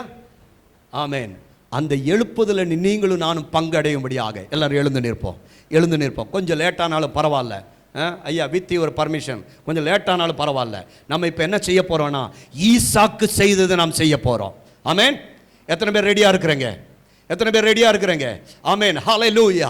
ஆண்டவரே, இந்த வேளையில நாங்கள் ஒருமித்து எழும்பி நிற்கிறோம். ஆண்டவரே, ஆண்டவரே, இந்த இடத்துல ஒரு ஆத்மா வரணும். எல்லாரும் வாய்களை திறந்து இப்ப ஜெபிக்க ஆரம்பிங்க. யாரும் வெறுமையா இருக்க வேண்டாம். எல்லாரும் அமைதியா இருக்க வேண்டாம். உங்க வாய்க்கு பூட்டு போடாதீங்க. ஆமென். இப்பொழுது ஜெபிக்க ஆரம்பிங்க. இயேசுவின் நாமத்தினால ஜெபிக்கிறோம். ஆண்டவரே, ஆபிரகாமின் நாட்களிலே தூர்த்து போடப்பட்டதான அந்த துறவுகளை ஈசாக்கு தோண்டின பொழுது அந்த இடத்துல தண்ணீர் வந்தது என்று நாங்கள் வாசிக்கிறோமே. இப்பொழுது நாங்கள் இந்த இடத்துல இருந்த நபர், இந்த இடத்துல இருந்த ஆத்துமாக்கள் இன்றைக்கு தூர்த்து போடப்பட்டிருக்கிறார்கள். ஆண்டவரே, நாங்கள் ஜெபிக்கிறோம். ஆண்டவரே, அந்த ஆத்துமாவை நீர் கொண்டு வருவீராக, புதிய ஆத்துமாக்களை கொண்டு வருவீராக என்று சொல்லி ஜெபிக்கிறோம். இயேசுவின் நாமத்தினாலே, இயேசுவின் நாமத்தினாலே, இயேசுவின் நாமத்தினாலே எல்லாரும் ஜெபம் பண்ணுங்களேன். ஹல்லேலூயா. ஓ, இது எழுப்புதலின் நாட்களாய் இருக்கிறது. இது புதிய ஆரம்பத்தின் நாட்களாய் இருக்கிறது. கர்த்தர் இந்த சூழ்நிலையை மாற்ற போகிறார். இந்த வறட்சியை மாற்ற போகிறார். அநேகர் இந்த இடத்துல வந்து பந்தி இருப்பார்கள். ஆமென். ஹல்லேலூயா. இப்போ நான் சொல்றதை எல்லாரும் செய்யுங்க. இந்த சிறுநல்லூர் கிராமத்தில் எத்தனை வீடு இருக்கும்? ஐயா, எத்தனை வீடு இருக்கும்? 500 வீடு இருக்கு, 500 வீடு இருக்கு. தயவு செய்து நீங்க எல்லாரும் என்ன செய்யுங்க, இந்த பக்கம் திரும்புங்க. எல்லாரும் இந்த பக்கம் திரும்புங்க. இந்த இடத்து பக்கம் திரும்பி எல்லாரும் சகோதரர்கள் இந்த பக்கம் திரும்புங்க. திரும்பி உங்க வலது கரத்தை இந்த பக்கம் நீட்டிட்டு நீங்க ஜெபம் பண்ணுங்க. என்ன சொல்லி ஜெபிக்கிறீங்க தெரியுமா? ஆண்டவரே, இந்த பகுதியில் இருக்கிற ஒவ்வொரு ஆத்துமாவை நாங்கள் சுதந்தரிக்கிறோம். இந்த ஆத்துமாக்கள் இந்த ஆலயத்தில் வந்து பந்தி இருக்க வேண்டும். எல்லாரும் வாய்களை திறந்து ஜெபம் பண்ணுங்க பார்க்கலாம். எல்லாரும் வாய்களை திறந்து ஜெபம் பண்ணுங்க. இயேசுவின் நாமத்தினாலே, நசரேயனாகிய இயேசுவின் நாமத்தினாலே இந்த பகுதியில் இருக்கிற எல்லா ஆத்துமாக்களுக்காக நாங்கள் ஜெபிக்கிறோம். ஆண்டவரே, நாங்கள் ரிலீஸ் பண்ணுகிறோம் இயேசுவின் நாமத்தினாலே. we release in the name of Jesus. அவருடைய கட்டுகள் அறுக்கப்படுவதாக. இந்த இடத்துல ஜீவனுள்ள தேவன் இருக்கிறார் என்று அவர்கள் காண்பார்களாக, அவர்கள் பார்ப்பார்களாக. இயேசுவின் நாமத்தினாலே அவர்களுடைய கட்டுகளை ரிலீஸ் பண்ணி இந்த இடத்துக்கு நேராக நாங்கள் அவர்களை வழி நடத்துகிறோம், வழி நடத்துகிறோம், வழி நடத்துகிறோம். ஆமென். அப்படியே உங்களுக்கு பின்னாடி திரும்புங்க, உங்களுக்கு பின்னாடி திரும்புங்க, உங்களுக்கு பின்னாடி திரும்பி அந்த சைடு இருக்கிற பகுதி, அந்த திசைகளுக்கு நேராக இருக்கிற எல்லா வீடுகளில் இருக்கிற எல்லா ஆத்துமாக்கள் இந்த சபைக்கு நேராக வருவார்களாக. எல்லாரும் எல்லாரும் இயேசுவின் நாமத்தினாலே, இயேசுவின் நாமத்தினாலே, இயேசுவின் நாமத்தினாலே. ஆமென், ஆமென், ஆமென். நாங்கள் ஜெபிக்கிறோம் ஆண்டவரே. எல்லாரும் வாய்களை திறந்து எல்லாம் அமைதியா இருக்க வேண்டாம். Come on, come on, come on. ஜெபம் பண்ணு. Spoke out. வார்த்தை, விசுவாச வார்த்தைகளை பேசு. ஆமென், ஆமென், ஆமென், ஆமென், ஆமென். நசரேயனாகிய இயேசுவின் நாமத்தினாலே இந்த பகுதியில் இருக்கிற எல்லா வீடுகளுக்காக, அந்த வீடுகளில் இருக்கிற எல்லா ஆத்துமாக்களுக்காக உமக்கு ஸ்தோத்திரம். ஆண்டவரே, நாங்கள் ரிலீஸ் பண்றோம் ஆண்டவரே, நாங்கள் ரிலீஸ் பண்றோம் ஆண்டவரே. ஆத்துமாக்கள் வருவார்களாக. ஆமென், ஆமென், ஆமென். நீங்க அப்படி இந்த பக்கம் இந்த திசைக்கு திரும்புங்க, இந்த திசைக்கு திரும்பி ஆமென் ஜெபம் பண்ணுங்க, ஜெபம் பண்ணுங்க, ஜெபம் பண்ணுங்க. எல்லாரும் ஜெபம் பண்ணுங்க. எல்லாரும் எல்லாரும் சத்தமாக சத்தமாக சத்தமாக உங்க ஜெபத்தை கர்த்தர் கேட்கிறார். இப்பொழுது பதில் உண்டாகிறது. கர்த்தருடைய நீங்கள் அறியாத ஒரு கிரியை நடக்கிறது. ஓ ஹalleluya. கர்த்தாவே, நீர் அற்புதத்தை செய்ய வல்லமையுள்ளவர் ஐயா. ஆண்டவரே, நாங்கள் சபையாய் சபையாய் சபையாய் ஆண்டவரே இங்க இருக்கிற ஆத்துமாக்களை பார்க்கிறோம் ஆண்டவரே. எங்கள் சொந்த கண்களிலே பார்க்கிறோம் ஐயா. நாங்கள் தரிசித்து பார்க்கிறோம் ஆண்டவரே. அவர்கள் வருவார்களாக, வருவார்களாக, வருவார்களாக. ஓ, இந்த இடத்துல பந்தி இருப்பார்களாக. ஆமென், ஆமென், ஆமென். இப்போ இந்த ஸ்டேஜுக்கு நேரா திரும்புங்க, ஸ்டேஜுக்கு நேரா திரும்புங்க. எல்லாரும் எல்லாரும் ஜெபம் பண்ணுங்க, எல்லாரும் ஜெபம் பண்ணுங்க. வாய்களை திறந்து ஜெபம் பண்ணுங்க. இந்த திசையில் இருக்கிற எல்லா வீடுகளில் இருந்து ஆத்துமாக்கள் வருவார்களாக. இயேசுவின் நாமத்தினாலே நாங்கள் ஜெபிக்கிறோம் ஆண்டவரே. ஹalleluya. வேதம் சொல்லுகிறது, சமீபத்தில் இருந்தும் தூரத்தில் இருந்தும் வந்து பந்தி இருந்தார்கள். ஆமென், ஹalleluya. ஆண்டவரே, இந்த மதுராந்தகத்திற்கு இது வெளிச்சமாய் இருப்பதாக, இந்த தேவாலயம் வெளிச்சமாய் இருப்பதாக, இது மலை மேல் உள்ள பட்டணமாய் இருப்பதாக. கர்த்தர் பெரிய காரியங்களை செய்வீராக. இயேசுவின் நாமத்தினாலே, இயேசுவின் நாமத்தினாலே, இயேசுவின் நாமத்தினாலே. ஹalleluya. ஆமென். நீர் பெரிய காரியங்களை செய்கிறீர் ஐயா. நீர் பெரிய காரியங்களை செய்கிறீர் ஆண்டவரே. பெரிய காரியங்களை செய்கிறீர் ஆண்டவரே. விசுவாசத்தோட எல்லாரும் கரங்களை தட்டி தேவனை ஸ்தோத்திரம் பண்ணுவோமாக. ஆமென். உம்மலாகாத காரியம் ஒன்றும் இல்லை, உம்மலாகாத காரியம் ஒன்றும் இல்லை, உம்மலாகாத காரியம் ஒன்றும் இல்லை. எல்லாமே உம்மாலாகும். ஹல்லேலூயா. உம்மாலாகும். சொல்லுவோம். ஆகும், எல்லாமாகும். உம்மாலேதான் எல்லாமாகும். எல்லாமாகும். உம்மாலேதான் எல்லாமாகும். வறண்ட நிலத்தை நீரூற்றாய் மாற்றுபவர் நீரே. தண்ணீராய் மாற்றுபவர் நீரே ஐயா, நீரே. வறண்ட நிலத்தை